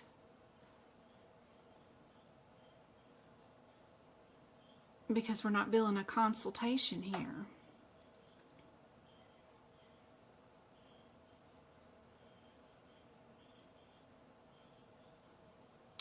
But she was admitted for gastritis. The patient has atrial fib. Let's see what AAPC wanted as the answer. I'd be driving myself nuts with this one. They want admit code. The note labeled its subsequent hospital visit. However, cardiologist is seeing her for the first time. It's initial admit patient. They have a stable low, no test was done, and risk was what? Coumadin therapy, which was high. So we did that one. Very interesting. I know they have a guideline, something about that you can't do 2 consults, but she was admitted for gastritis. Was she admitted by the cardiologist for gastritis? But also saw her for her, I don't know. Very interesting. I'd have never gotten that one right myself. I would have talked myself into circles. All right. How many condition problems would be included in this MDM for today? All right. We got sore throat, headache, runny nose. Patient has CKD, stage 2.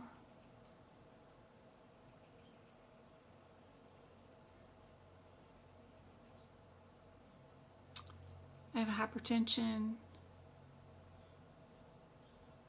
and antibiotics were given. How many problems are going to be in our problem list for today?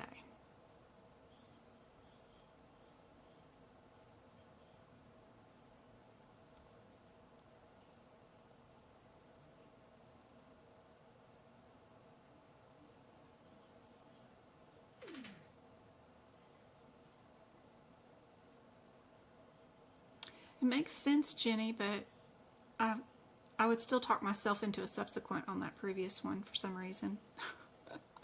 Something like, how can 2 doctors admit the same patient on 2 separate days? Makes no sense to me. I don't know. I definitely got to write that one down in my book.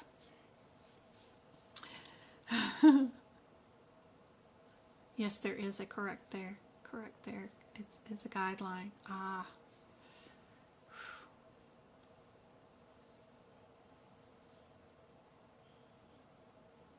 It's so not get the right answer for that one. Last question, I will find it. Yeah, I know there's one about you can't have 2 consultations, only 1 consultation per admission. I know that's a guideline, but how can you have 2 admits? 2 different specialties? Maybe it's that specialty thing. Gastro admitted them, then now cardio is going to admit them, but they're paying for 2 admissions on 2 separate days. Oh, what a nightmare. This particular patient has how many problems for today? 1, 2, 3, or 4?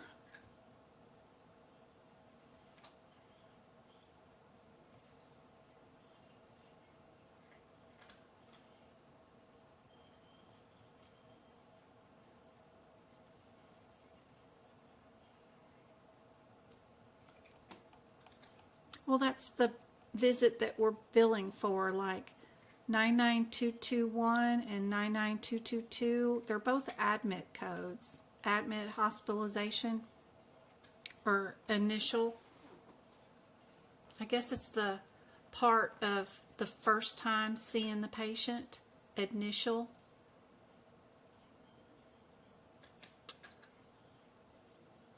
It's not a subsequent visit that they saw her previously for anything. It's the first time they're seeing her. Yeah, so that's why. You still have to figure out whether you're a 1 or a 2 also. So there was no lab work done.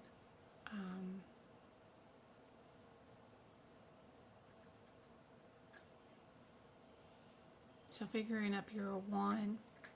1 is always cheaper than the 2, so. Yeah, it's a cool question. I would have talked myself into the wrong answer for sure. Okay, focus. We got to get done. We got how many questions?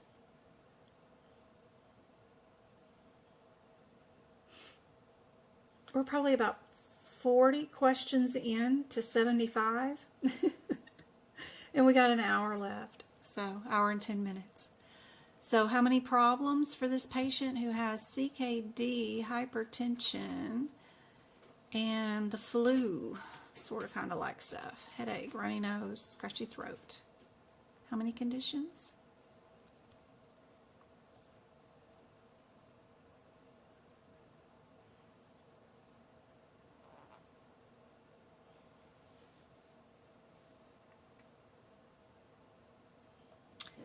It's just going to be one condition. We won't consider the hypertension or the CKD because they're being managed by different physicians. If the doctor makes note of them during the eval and addresses them, then we can make a connection and add them to the problem list. Here's the evaluation written again differently. Same patient, same symptoms, but physician writes the patient has CKD and hypertension, should not take over-the-counter allergy meds as they increase the blood pressure. Told the patient to take some ibuprofen for their fever.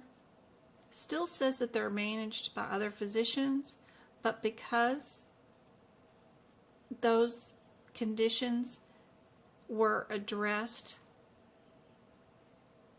during the visit and considered as a part of the consideration, now we get to say there are 3 problems, 2 chronic and 1 acute in our MDM evaluation.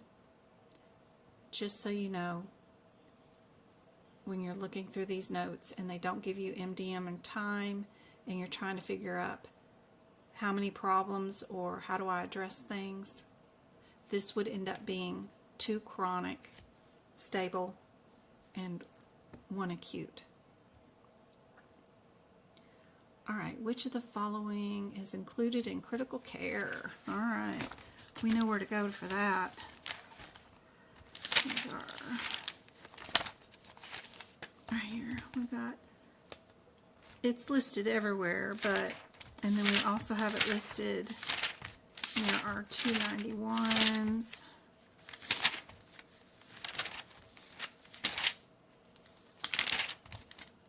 Here listed too, and it'll be listed in our don't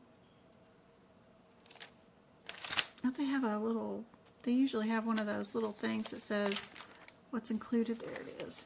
Here's what's included in our coding tips.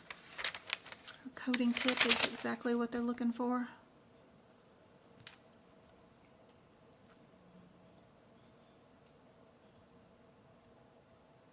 Yeah, the separate specialties. One's gastro, one's cardiologist. You can't bill both of them as a consult, but one of them, they both get to bill their initial visits, not subsequents. I always think of the 9922s as admits because that helps me remember which ones are admit and discharge combo codes. But it can also mean just the first time they saw them too. So yeah, makes sense.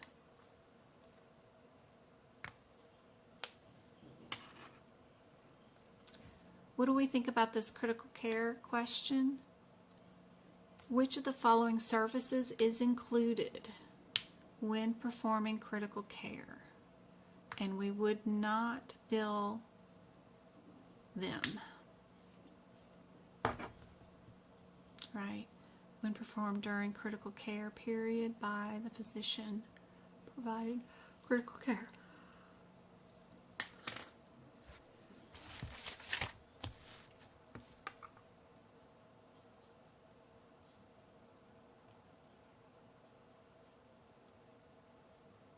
Did I lose everybody? Did the ads take over? I was trying to get rid of the advertisements. Still got 50 of you guys on. I got 40 likes for today's workshop. It will be free. You guys can watch the replay all year long. I hope this is super helpful. Got a lot more E&M questions coming up. This one is C, the chest x-ray, and vent management. All right, this one's going to have 4 answers. We're going to first look for the problems and see if it's minimal, low, moderate, or high. Then we're going to look at the data and see if the data is minimal, moderate, high, extensive, whatever. Be careful, these things flip around on you too. So just because it was low the first time doesn't mean B is going to be low the second time. So be careful, especially on the exam too. It's like this. And then we're going to do overall after we finish the data, the risk, and the problem, and we'll fix the office visit. So we do have a difference between new and established, so we can see if our patient is new or established. Maybe that will help.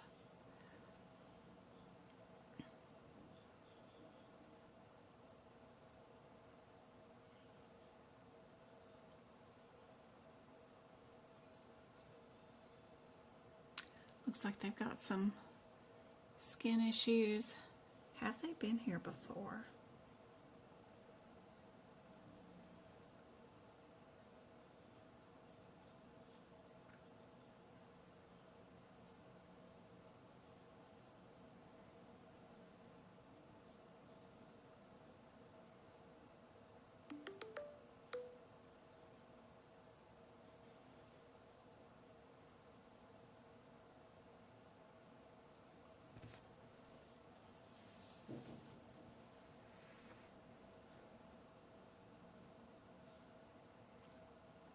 Got barnacles growing on them.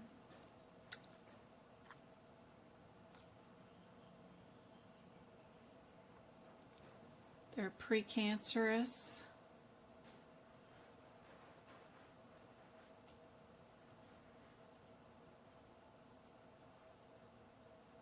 They destroyed them with liquid nitrogen, so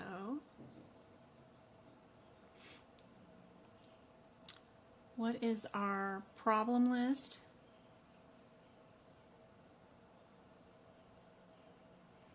I would probably think it's low. Our data, didn't really review any, and then our risk for our visit would again be low. For the cryotherapy, we're not going to hurt nobody with that. Then that means our visit is going to be C, maybe? Yeah? So I got low, limited, low, and low for this one, maybe. Let's see. Low, minimal, low, and low. Good. Acute, uncomplicated. That's what they call AKs. And that's something that you can come over here to our page 8 and 9, and you can add to your little chart. Stuff like that to our chart, that an acute, uncomplicated. I have cystitis right now, an ankle sprain, but we could also put AKs down right there. All right, what is our E&M visit? And the X's are just placeholders. That just means we don't care if they're new or established patient. We're not going to discuss it in this visit. So, but we are concerned whether they are a level 2, minimal, low, moderate, or do we not bill any E&M visit for this one at all?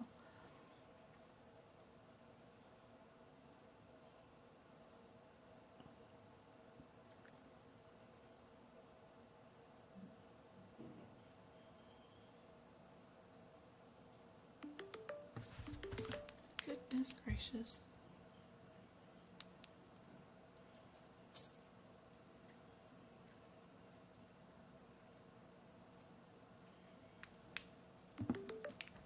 Stop.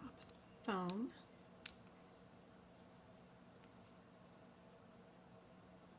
It's enough of you. All right.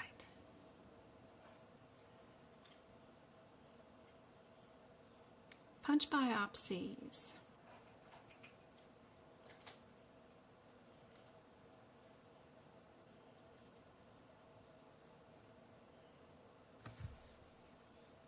So without MDM and time,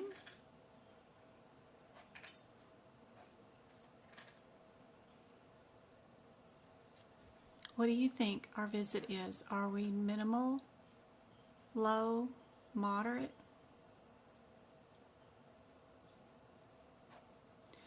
We did biopsies. We had to do some sutures when we removed a lesion too. Risk of infection, got to consider. Everybody's saying moderate.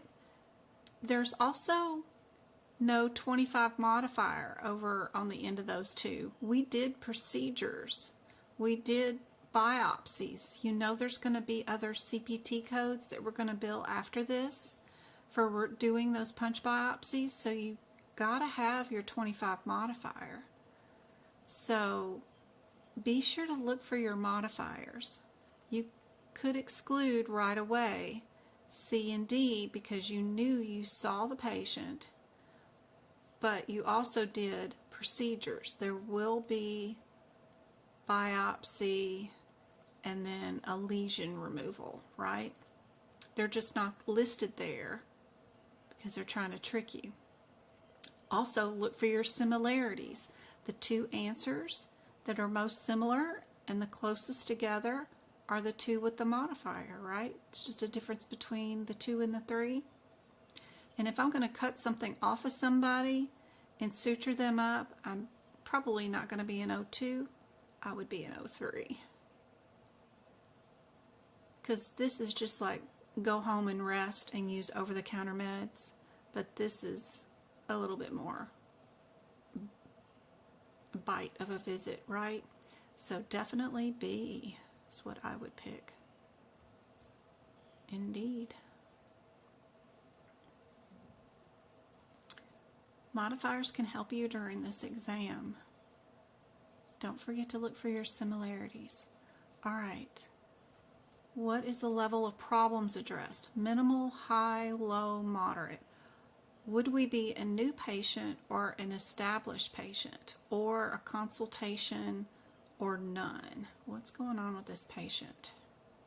Motorcycle accident.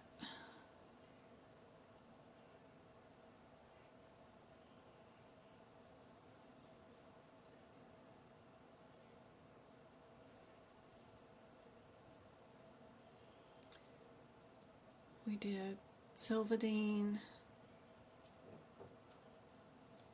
We debrided a partial thickness burn.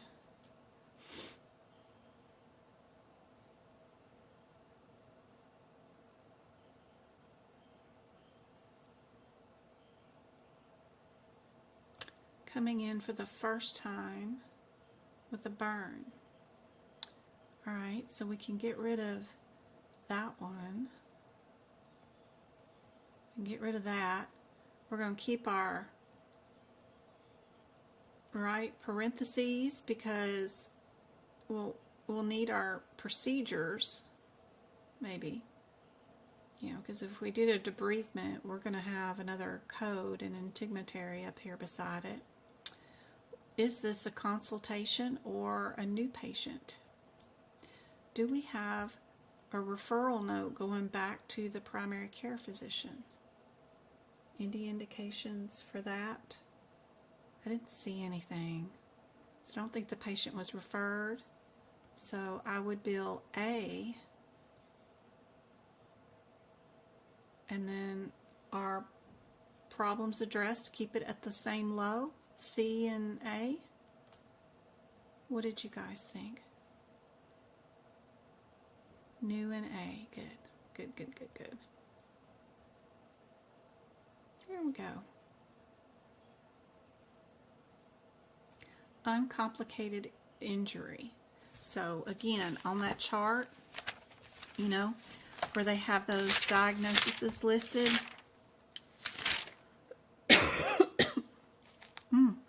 Uncomplicated injury right there.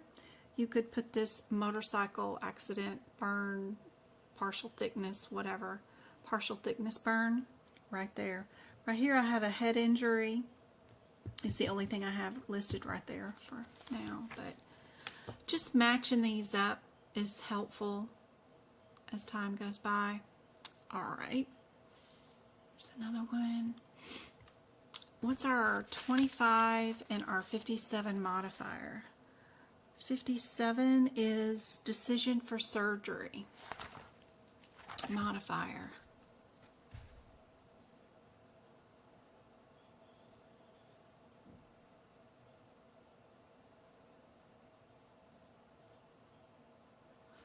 What do you guys think is the answer for this one?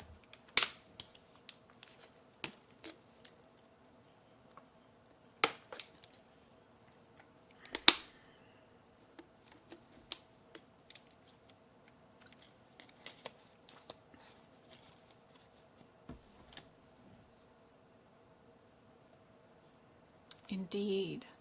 Can't trick you anymore on these. Perfect. Patient was scheduled for an injection. You're going to bill for the injection. Perfect. All right, what about this one? We've got a consultation, an established patient, a new patient, or no E&M.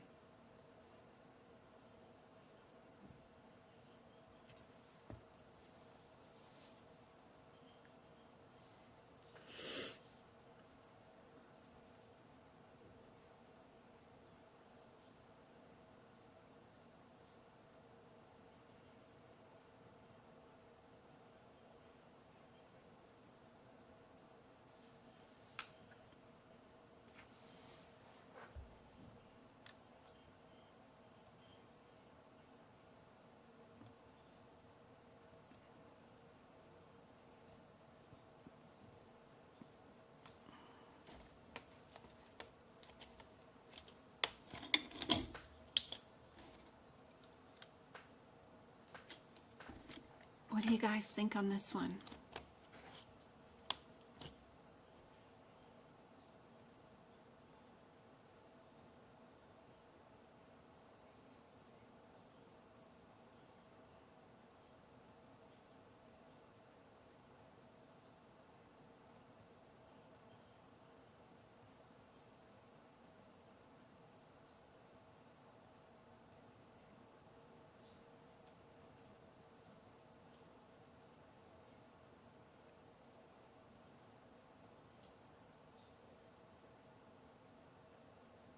Indeed, it is a pre-op.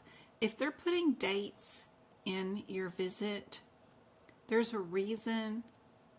It's either to confirm or deny, usually observation visits, or it's to discuss, yes, a pre-op visit. So we do not bill this one. It is D. Very good. All right, is our patient in ER? Are they a consultation?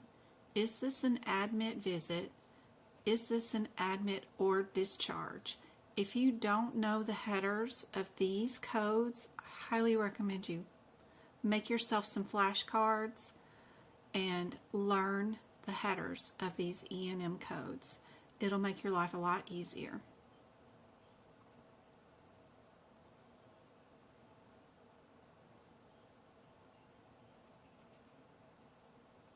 We're billing for the emergency room physician. Always look to the bottom. See who you're billing for first before you look at any of the details of the note. I'm only billing for the ER physician. What did the ER physician do?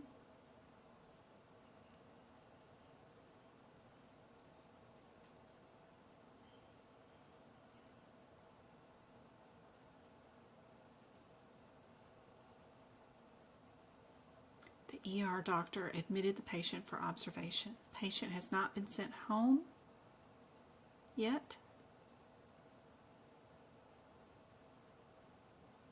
We don't care what the neuro doctor is doing and whatever else. We were only asked to deal with the emergency room physician.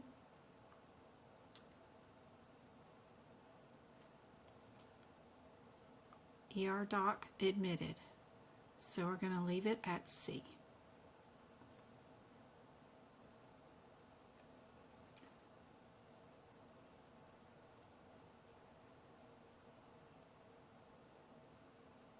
Thank you, Julia.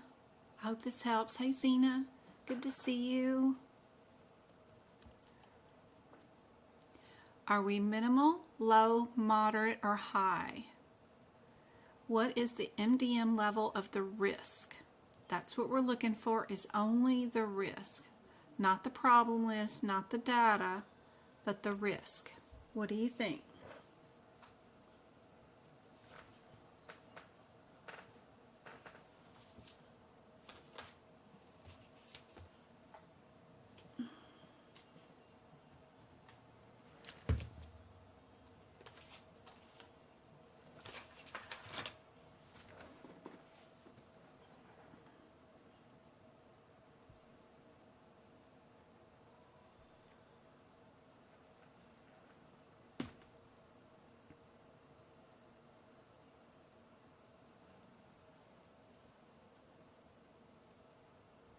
We are high.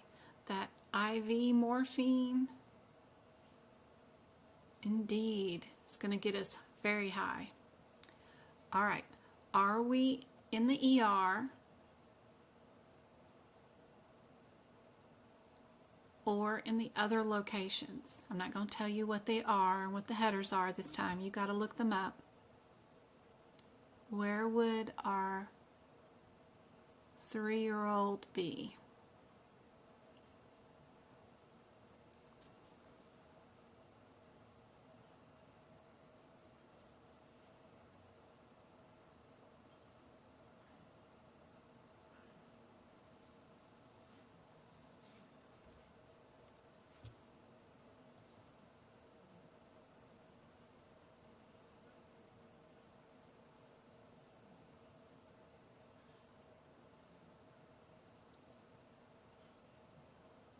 I hope so. Go Kart, I hope so.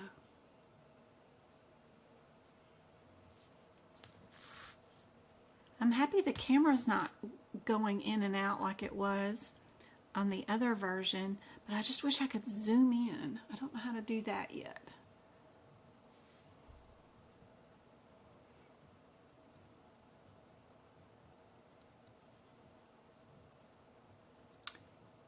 We have this word. This has nothing to do with ER.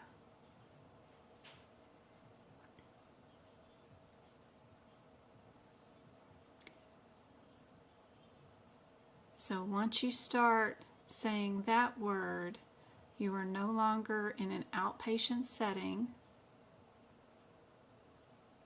We have a critically ill patient who's blue, right? Their heart and lungs are no longer working.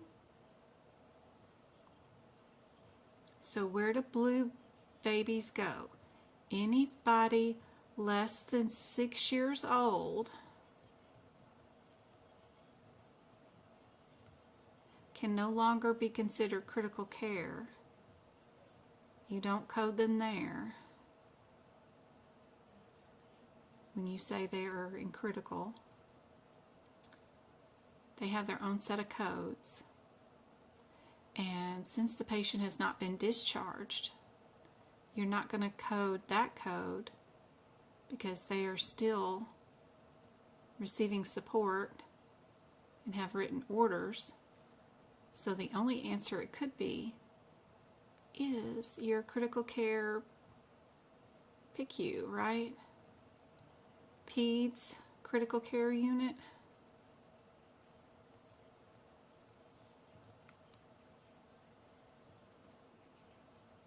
Which is based off of age. Yep.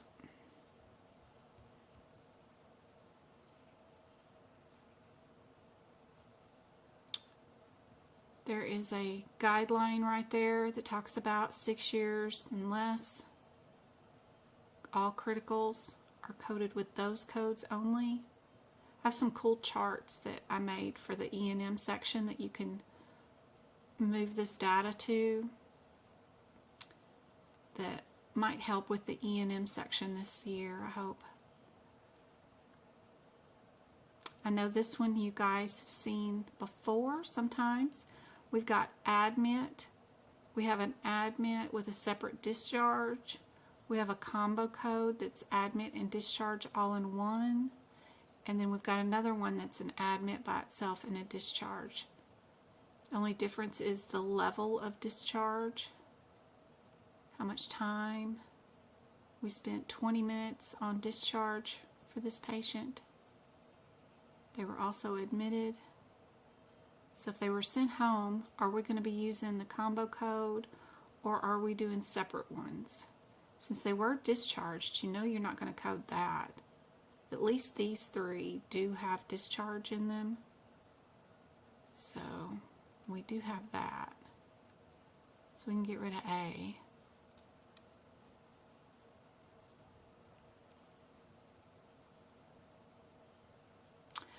There are new telemedicine codes, about a dozen of those, and they put them in right after the 99215 code.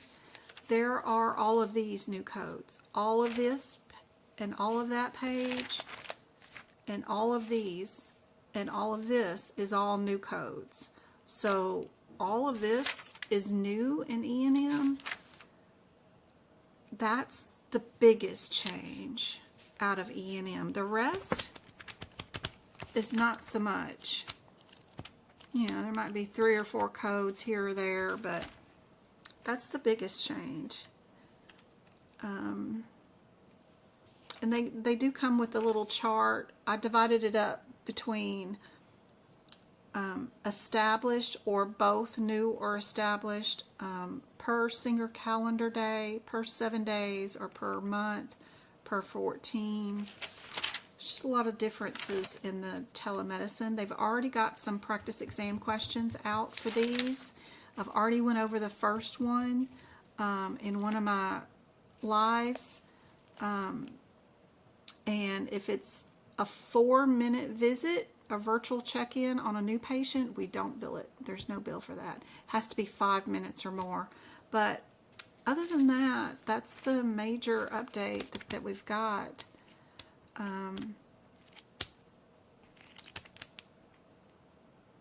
about it for 2025. There's always a few extra little things, but nothing major that I can think of off the top of my head. Yes, this live will be saved and free and able for you guys to replay as much as often as you want. Because these are different dates, we can't use the combo observation. We're going to use a separate admit on one day and discharge on a different day codes. So that's the reason for that one. This is just my Christmas present for you guys. You'll always have access to this. It'll always be replayable, whether you you don't even need a membership to my YouTube channel to watch this. You can watch it all you want. I'll do another free one in April because that's my birthday month. How are anesthesia services reported when more than one procedure is performed during a surgical session? This is a guideline question. Look for similarities. Do we code for each procedure?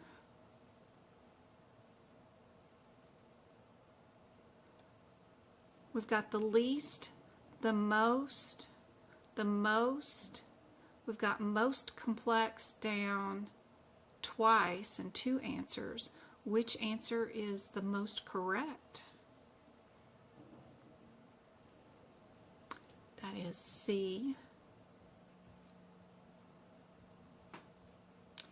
Having these anesthesia modifiers written down is super handy. I did this live about 1 o'clock in the morning, wrote down all these modifiers from AA all the way down to QZ, and then also a few of the most important modifiers, 23, 47, 53, 73, and 74.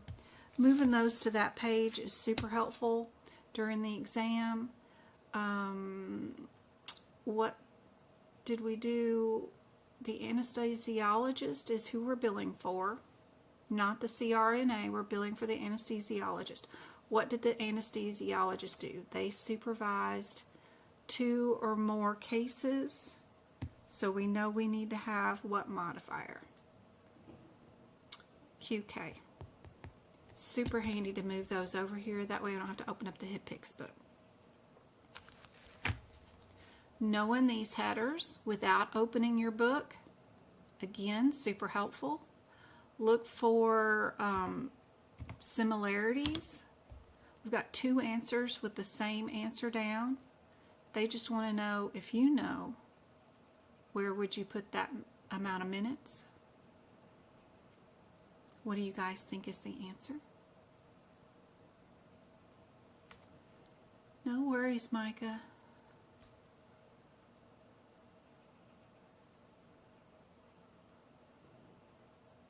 "5 minutes to say hello if you can see the doctor." That's right.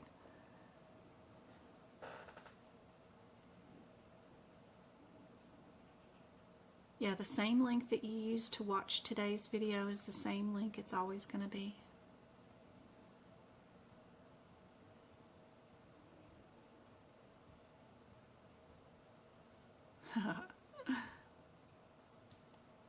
You have to meet or exceed the time limit. So just because you're a few minutes over doesn't mean you get to bill that.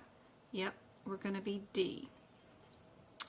We got to meet or exceed a time limit to be able to bill it. All right, are we a 78 or a 58 or 76? 76 is repeat by the same physician. 78 is unplanned return, like a complication. And 58 is a staged procedure. What did we do today? Come back for a planned.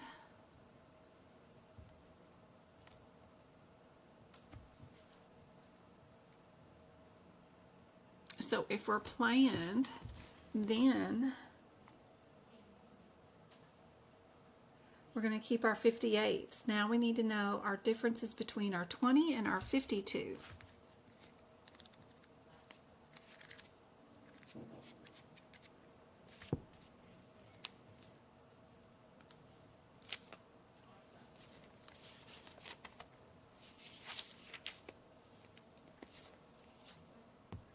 That is just a cysto, and then the 52 is a child code. We can't do nothing with it. We got to go look at its mama to see what it is, and that's a 51. And a 51 is a cysto with a urer.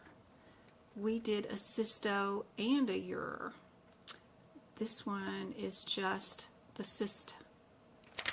So we know our answer is C, because we need both. Okay.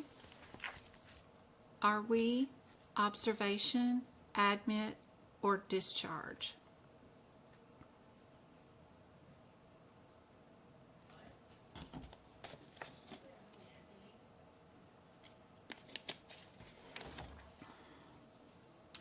You can use your 2024. I have a document out there that turns a 2024 book into a 2025.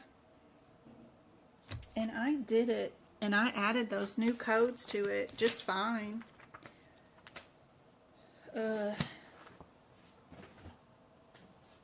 Somewhere.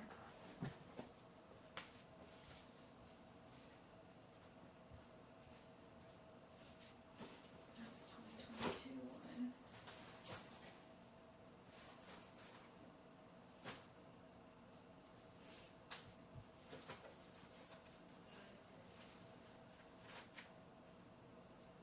I may have mailed that one out.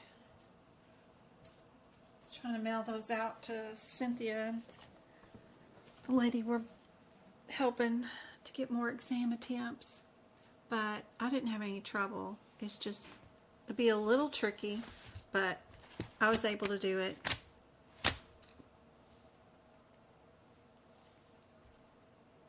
And they've already got one practice exam question for 98016. And it's just a brief communication using a virtual check-in based system for an established patient.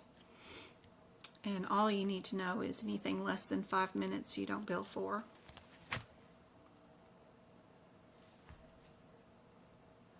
This one is an admit code.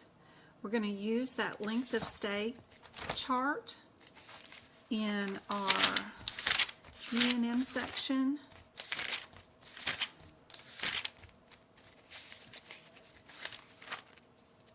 Right here. So if it is 4 hours, so we got less than 8 hours, we're going to bill admit only. Always use this chart, and that will help answer these questions. All right, we've got our drugs. No, biopsies. Right? Yep, biopsies, 88.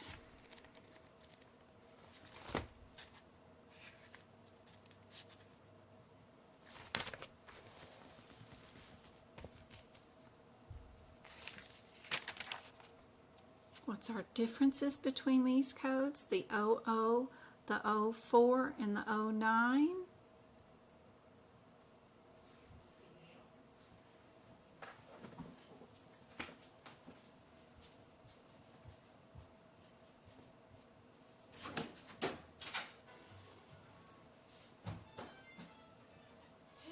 That's 2. Turn it off.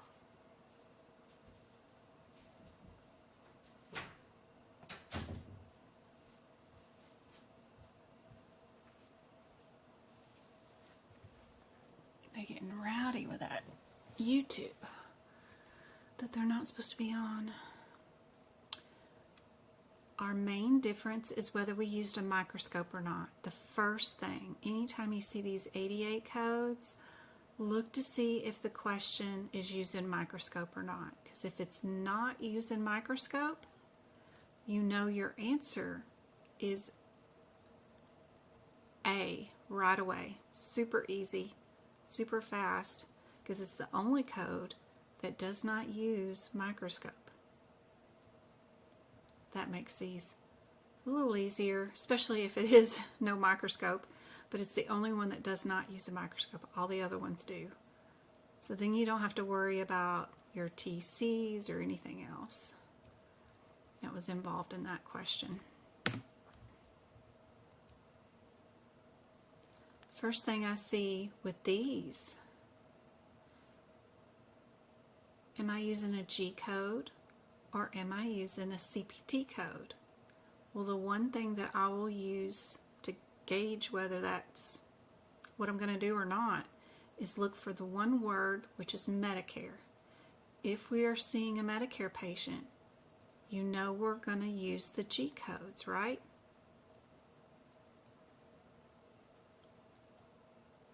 So I know it has to be A or B. The next thing I notice is we have a 25 modifier. If we've done a procedure with a visit, we will need our 25 modifier, right? So this person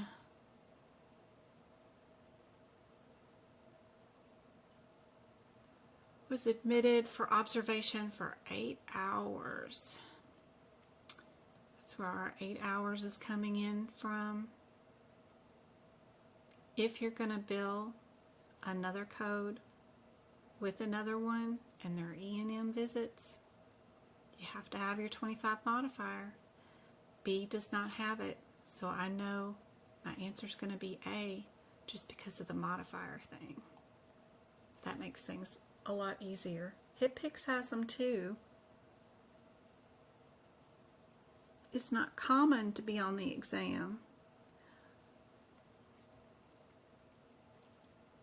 but they do use a few G codes, 1 or 2 questions, Just don't forget to look for your word Medicare, and that'll help sort out those questions pretty quickly.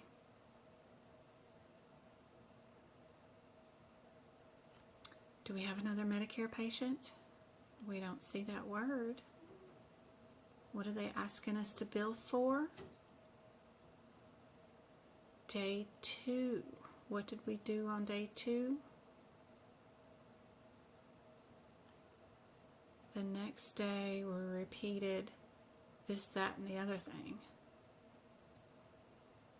So we know our answer is simply A. They only asked us about day 2.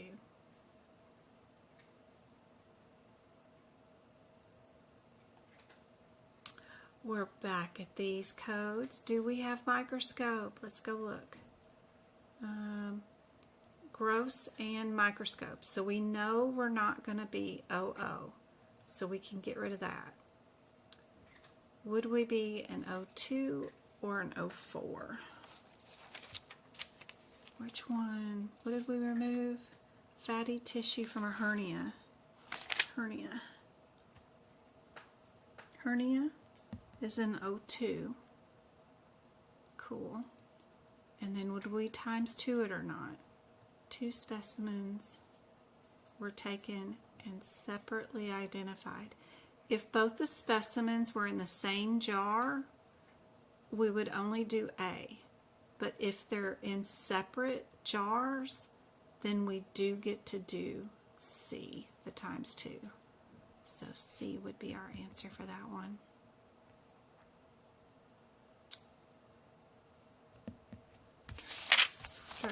Drug class. 803.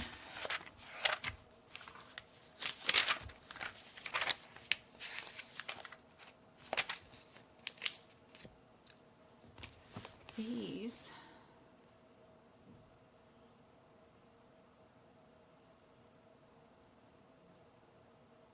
drug screen was ordered, performed,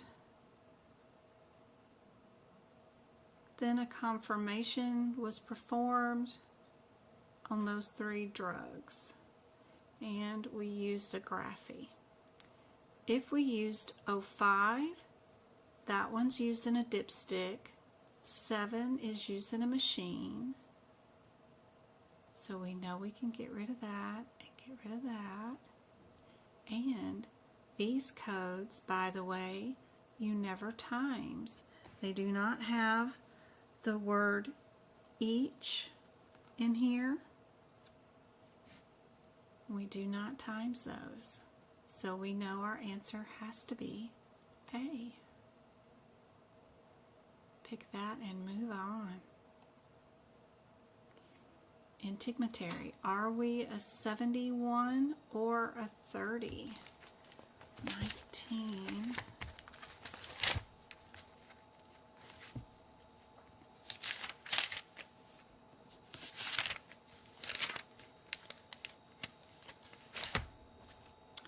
$71 is a peri.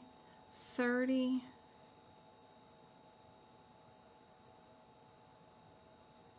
$30 is a removal. What did we do today?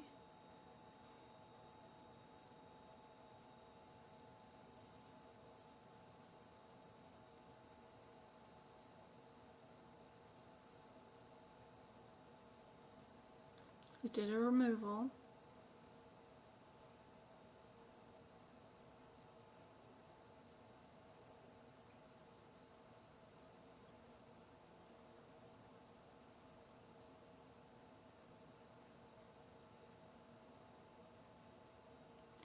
And then we reinserted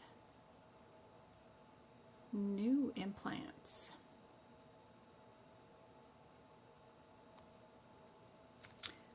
$30 is for ruptured. I don't see anything in here that says that they were ruptured. So we're going to keep our 71s.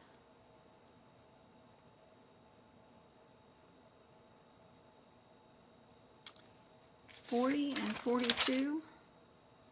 40 and 42, they're both insertions. One says same day, One says separate day.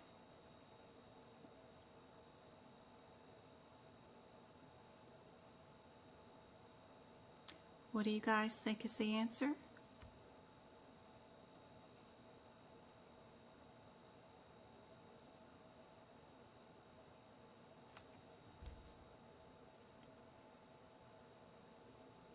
Practical coding examples, we can start back doing those. I've only done 2. We can do some more on the next Sundays.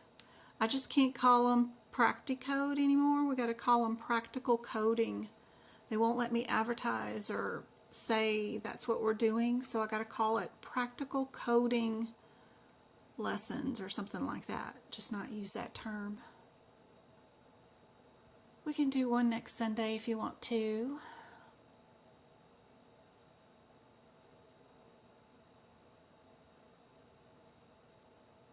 So glad you're learning a lot. Lab and Path is so much fun. We have a parenthetical underneath our 71 right here. It says do not, and then there's one here that says for removal and replacement of new implants, use 42. Even though 42 says it is for separate day, and we're doing this on the same day, it's still the answer that the book wants us to have, so we do have to pick C. So be sure and pay attention to not only your do nots, but your other parentheticals too. All right, are we a 35 or a 34? Let's go look. 1, 2, 34. We got another glass table. Laceration. So our differences will be size, right? 120. These are just time wasters. I like to just look for similarities and do them without looking up the codes.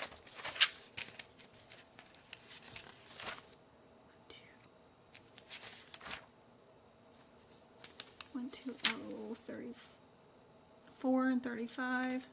So anything 12.6. 12.6 is our one number to remember. Anything less than is going to go here. Anything over, going to go there. So what do we have in our simple, in our intermediate, and in our complex, right?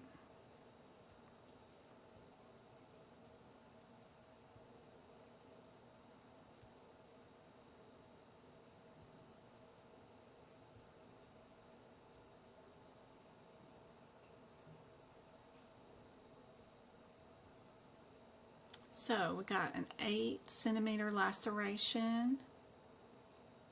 That is what? Closed layered. So that 8 here. Got a 5 laceration of the upper arm, and after debridement we closed it with single thing.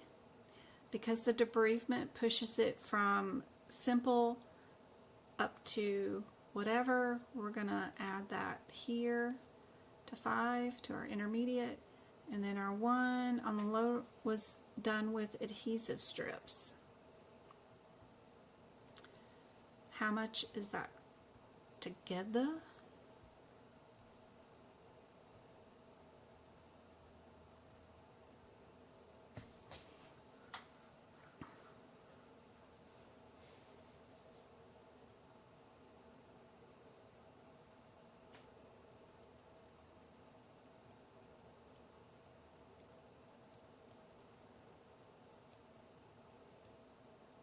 We got 13. 8 plus 5 is 13. What's more likely the answer going to be?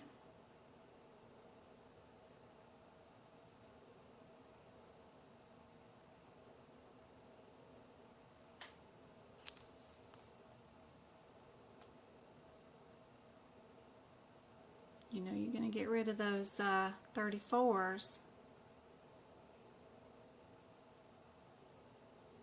I'm going to code that B all by itself. Yep. Adhesive strips should not be coded if it is the sole repair that is for that section. Also, if you're going to bill for an office visit, they're also included in the office visits. But if we'd had like a 2.1 single layer and then we had an adhesive strip that was 1 centimeter, we could have added it to it. But since it was the only simple repair we did, because we had to move this simple repair to an intermediate, it's just going to be a wash, and we are just doing our B. Diabetes, are we in E11 or in E10? What have we got going on?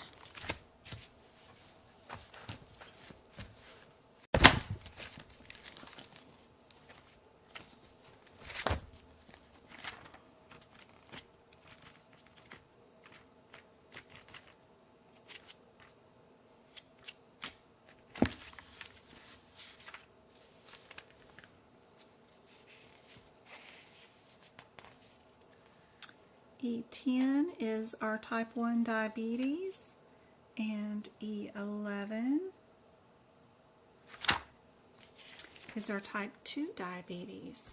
We have type 2 diabetes, so we can get rid of A right off the bat. Would we be a 6.5 or a 9?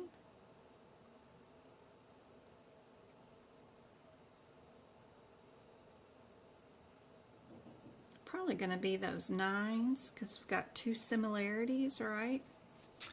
Our E11.65 is with hyperglycemia, and we don't have any hyperglycemia listed in here, so get rid of that. Would our second diagnosis code be a Z code or an R code? R code is for what? R11, didn't we have that earlier today? Nausea with no vomiting. Are we coding that or not?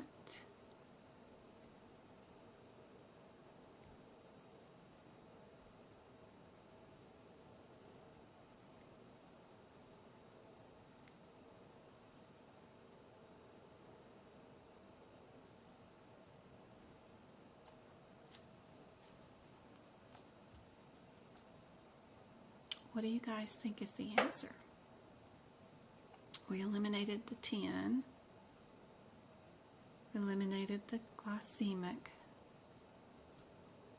Would we do nausea, or would we do our status codes like our insulin dependent or medication, you know, that they're on this med and that med is what these Z codes are for? Do we do the T code at the end? They're just wondering if you know about the sequencing. What would go one way, what would go next?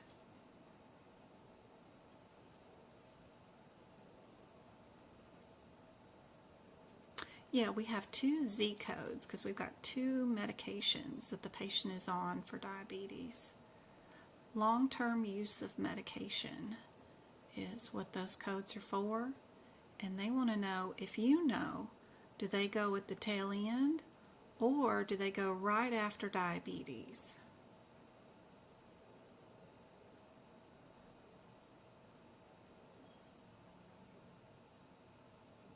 They want to know if you know the sequencing of the long-term use of medication.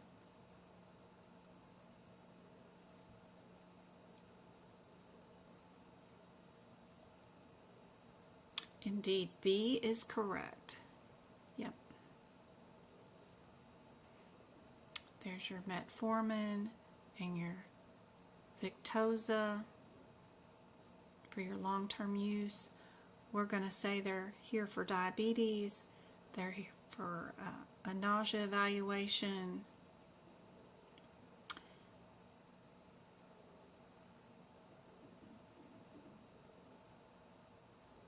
And they gave him a hypoglycemic drug nausea injury code. It's crazy how they got that from that. After trialing many medications.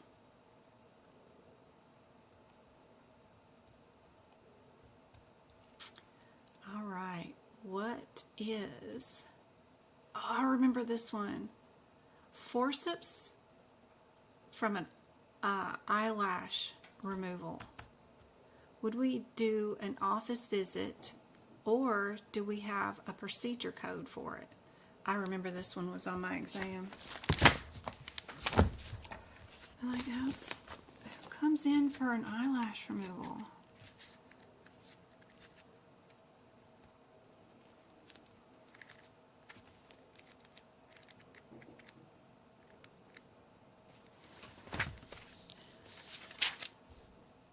So we've got 20 and 25 right there. Or would this be considered an office visit?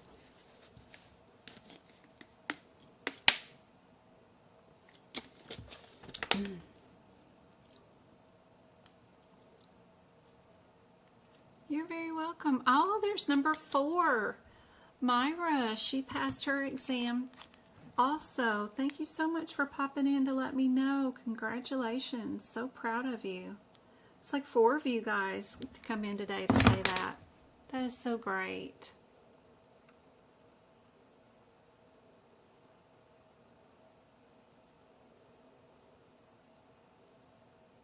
So proud of you. That's awesome. This one, our B code is without forceps because it says other than forceps, so it does not include forceps. So I'm going to put one line through that word. They're using cryotherapy or laser surgery or some other reasons, but they use forceps only on the 20 code. So A is our answer. Indeed. Endocrinology is the study of what? Tissue, cells, skin, digestive, or hormones.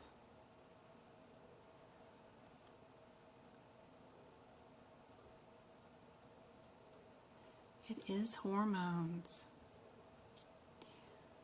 Are we doing an office visit or procedures?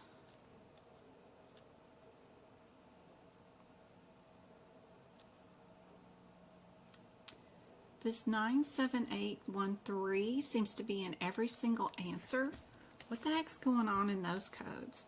978. These might be new codes for 2025. Not sure if these are in everybody's book. I've got a couple of questions for, I know the very last question.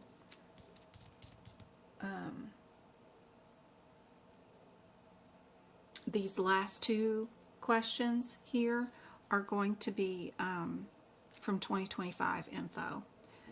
So 978, no, they're acupuncture, so these are going to 13.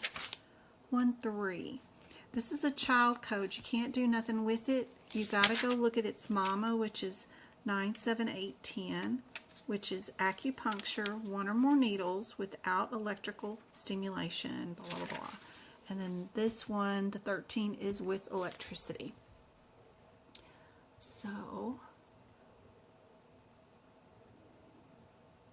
is this what acupuncture is? A whatever nerve stimulation device of the ear?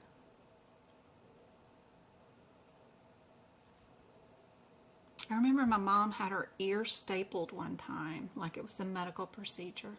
Very interesting. Back in the 80s, maybe 90s, but I think it was 80s.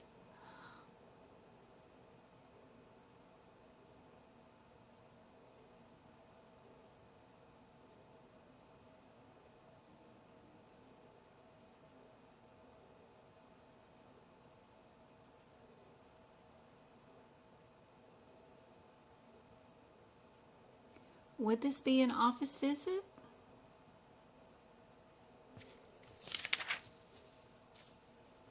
"15 minutes, one or more needles."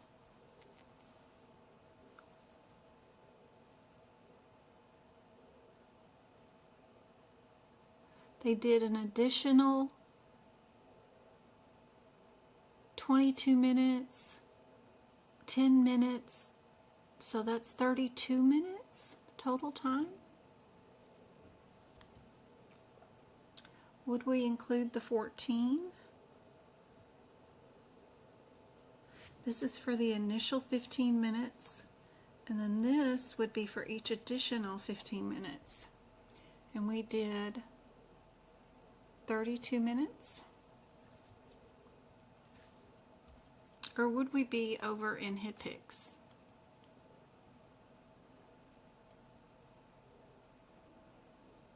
What do you guys think is the answer? Anybody? I still got 44 of you guys on.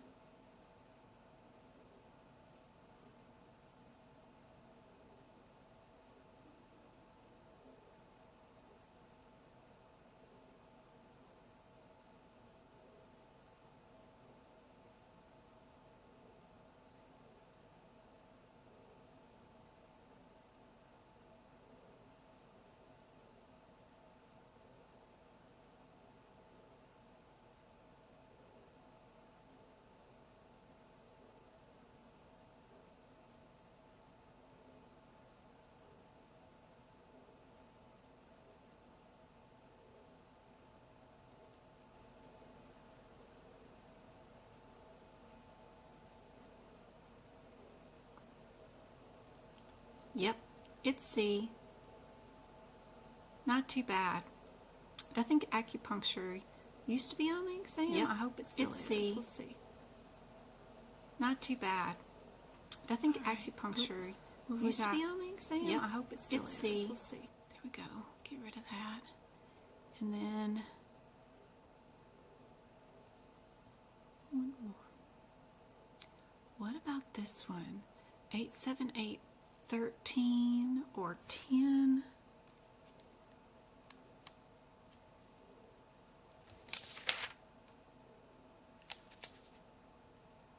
We've got acupuncture, 20 minutes, 8 minutes,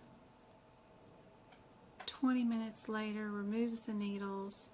Face-to-face time was 25 minutes. What do you guys think?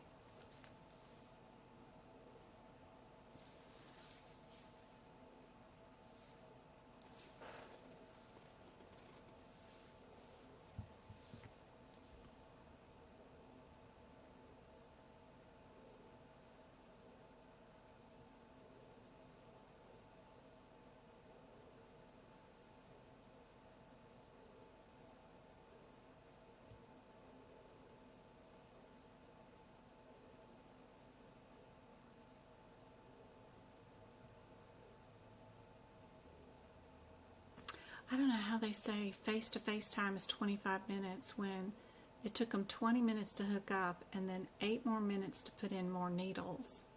That seems like that's 28 minutes, but I didn't write the question.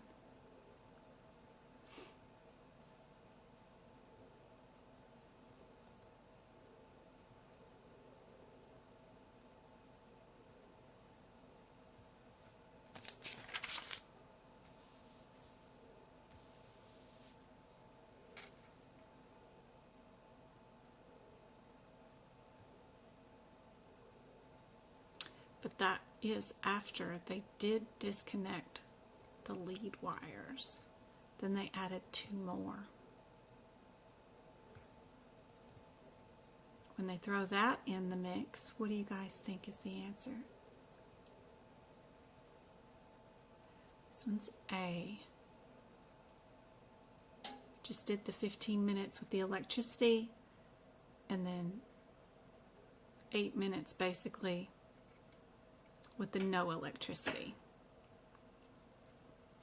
All right, are we a G code or a 99441 or a 98016. This one is just that brand new codes for 2025. If we were doing a virtual check-in and it did last for only 4 minutes, what would we be billing Medicare for? The answer obviously is none. This is their brand new practice exam question for the new codes over 2025 that's in the January magazine that we got this week. So I just threw that one on there and then added my own rationale here for all the other codes. But if you're in the 2025 AMA, that is on page 2021. Items to know for the exam. Go-Kart says uberectomies, sex change surgeries, gastric bypasses, modifiers 26, TC, and 7-8 are all key areas to know during the exam for sure. Maybe that information will help out a whole bunch. I had anatomy terms.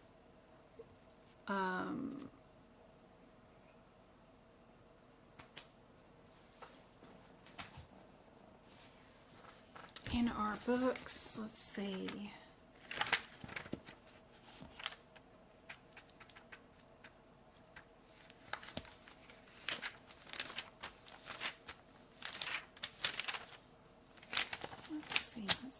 Let's see. It's like 1-7 or 1.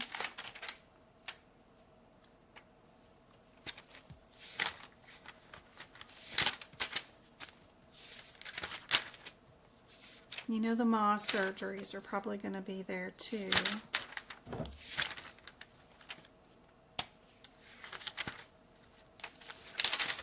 I bet.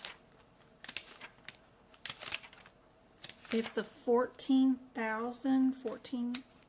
adjacent tissue transfer is on the exam, be sure you code it only by itself. That particular term, LUNULA, is, oh, Lord have mercy, is the moon shape of the base of nail. You don't like the word moon shape? All right. We've got that one. We got phalanges. We've got the difference between ureter versus urethra. There we go. And we got NOS versus NEC.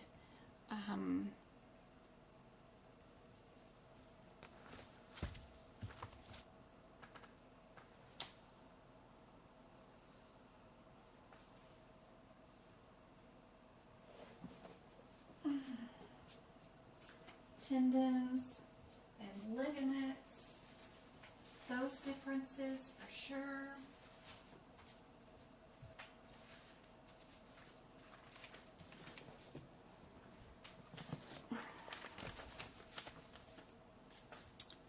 JVD,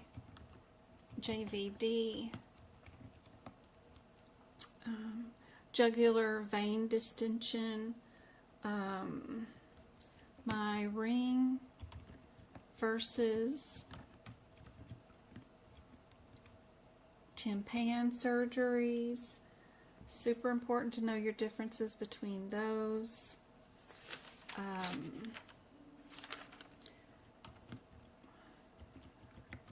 Cyanosis for sure. The gender assignment surgery. Yes.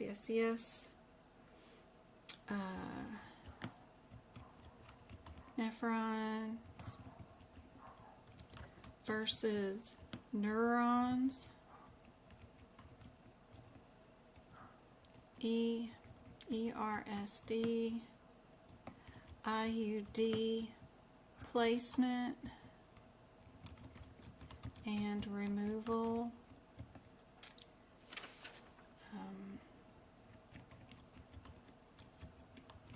Orthon's tumors, adverse reactions,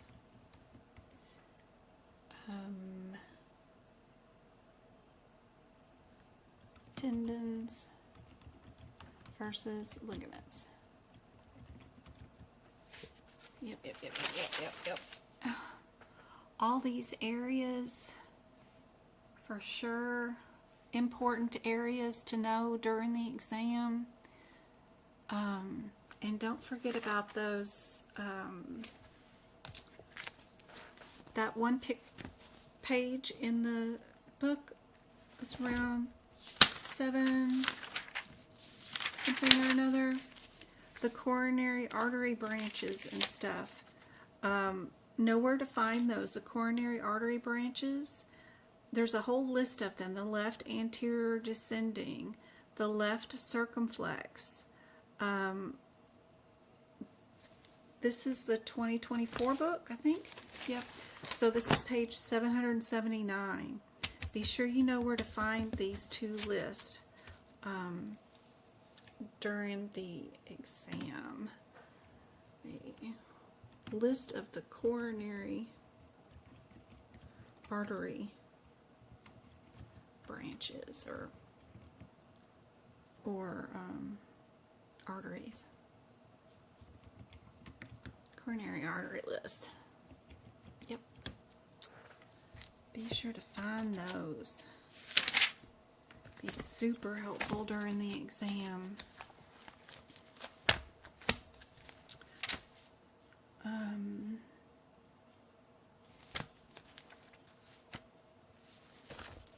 That table in integumentary right here that lists out the one incisional biopsy with the shaved biopsy and the punch biopsy, that area, little bitty chart right there, was super helpful during the exam. It's page 86 in the 2024 book. I did make a list of all the important pages for 2025 book, all in one instant download, so that you guys can go straight to it and mark those pages of anything that I've got that's like chart related, or that I think has a good definition page or something on it that's needs to know where it's at for the exam. I've done that for 2025 a year. I've already got that posted if you happen to have the 2025 book. And the new E&M notes are up too, and they come with some cool charts and some practice exam questions too to go along with it. But I hope today's workshop helped you guys out a lot. We went over quite a bit of really good E&M stuff for sure, and the most missed concepts. Stuff like this always gets missed. It says patient into observation, and then everybody thinks it's an observation, but it ended up being just a plain admit. 100%, one of the most missed is not knowing that extensive cleaning means that this is no longer a single layer, that it turns into an intermediate. Another missed concept, not knowing that these warts are done in the 5,000 section and not here in integumentary. Another misconcept.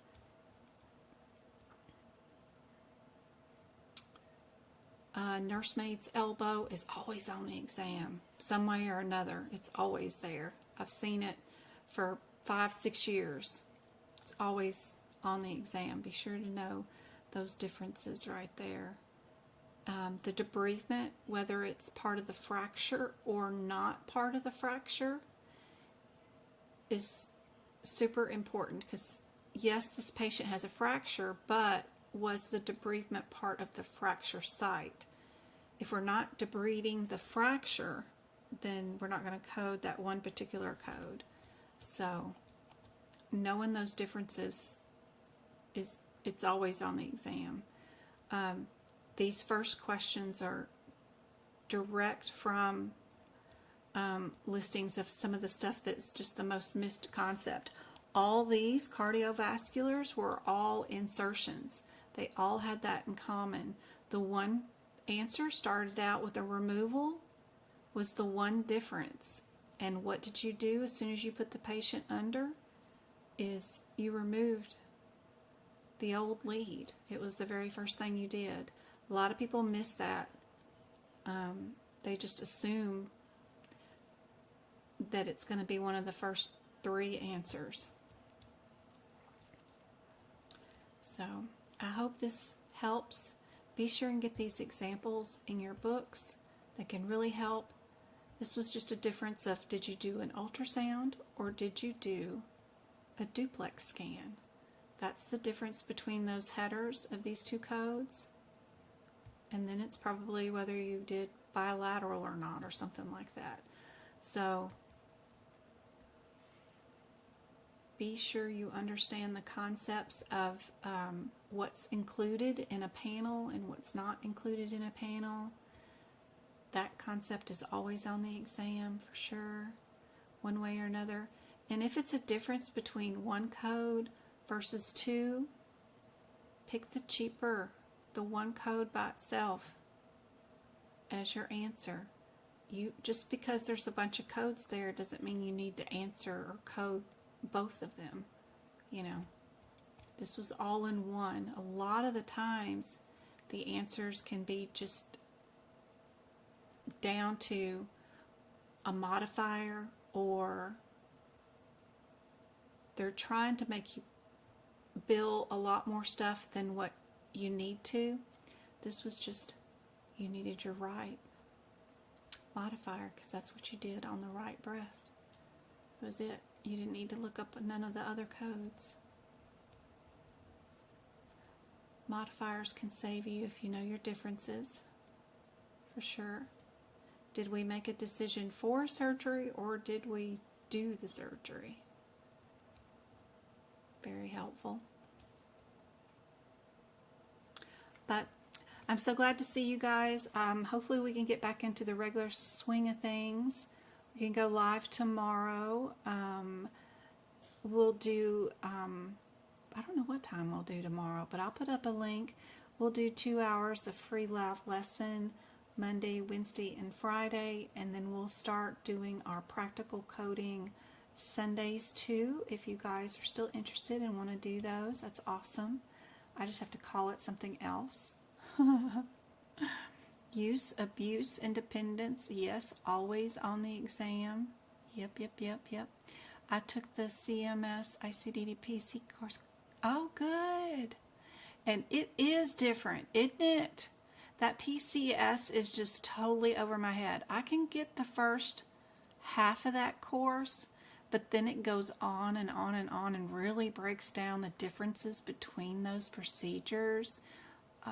Every tiny little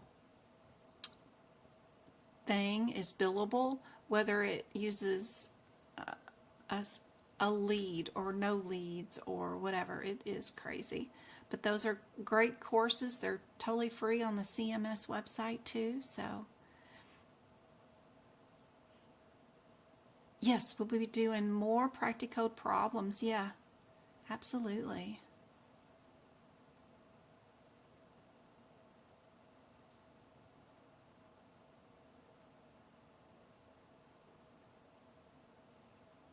Oh, it's the first time, Elizabeth? Awesome. I hope this helps. Yeah, I like practical coding. I got all 600 to do. I bought one section and then I decided to buy the whole thing. So, I don't know. I ended up paying for one section twice. It's too funny. But anyway, I gotta go get started on that too.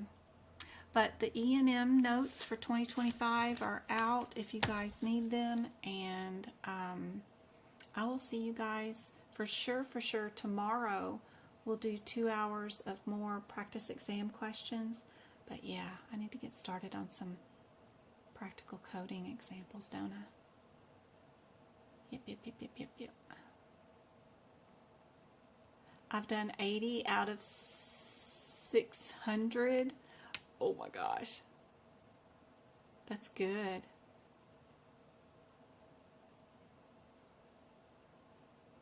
I think I've done about 82. I need to get the rest of them put up on my website. I have on my website, ooh, am I sharing the right spot? Let's see. Window capture, properties. Yeah. On my website, it's just not showing either. I have a place called Practical Coding Practice Area where I'm posting all the answers there. So hopefully, I think I've got all 80 of them posted there, but oh well. Hopefully that is helpful. There is the practice questions from January's magazine article. I don't want to pass this, so I don't want every single answer right, but this is the practice questions from the monthly magazine for January. If you guys don't know where to go to get that, you know, we're on the AAPC website, of course. Just go here to training and events, and if you are a member of AAPC, just go to search CEUs, then click on right there, it says low cost, then click on the AAPC magazine, and January's test is right there. You can see all of last year's test, but then they'll slowly get rid of these. Like last January's, they'll get rid of. So be sure and go in here and take 2024's January one. And then you can get down the rationales, and you can get down the practice exam questions. You can copy and paste them and print them, whatever you wanted to do, to a PDF page. But be sure and do last January's, because it will delete and be removed from our view pretty soon. And then you can look at January for 2025's questions if you want to. I just don't need the CEUs yet. I need to save these until after June when my certification is up. But you can see some of these questions are from today's workshop. They have some more for diabetes too in here that are super helpful. Some hyperthyroidism ones and stuff. They're really cool, but there's a whole year's worth of 20 free questions here if you guys wanted to do more of them. So we've got January's there, there's February's from last year. They've got some knee surgery ones. Those are always on the exam. There's some more hyperthyroidism and stuff. This one's a good one for Medicare patients, which is another way to refer to hypertension. It's a good one. But don't forget, these are free and included in your certification. You just got to know where to go get them, and they're right here. Just don't do them all and get 100% graded until after your certification. But it won't matter on January 24 because they're fixing to delete that one, so you might as well just go on and do it. Anyway, super helpful. I love you guys. I will see you guys later. I'll go get on Practicode and do some of these. Need to post some more of those and get us a link up for next Sunday so we can do some together on Zoom. I hope this is helpful. Love you guys. I'll see you tomorrow night.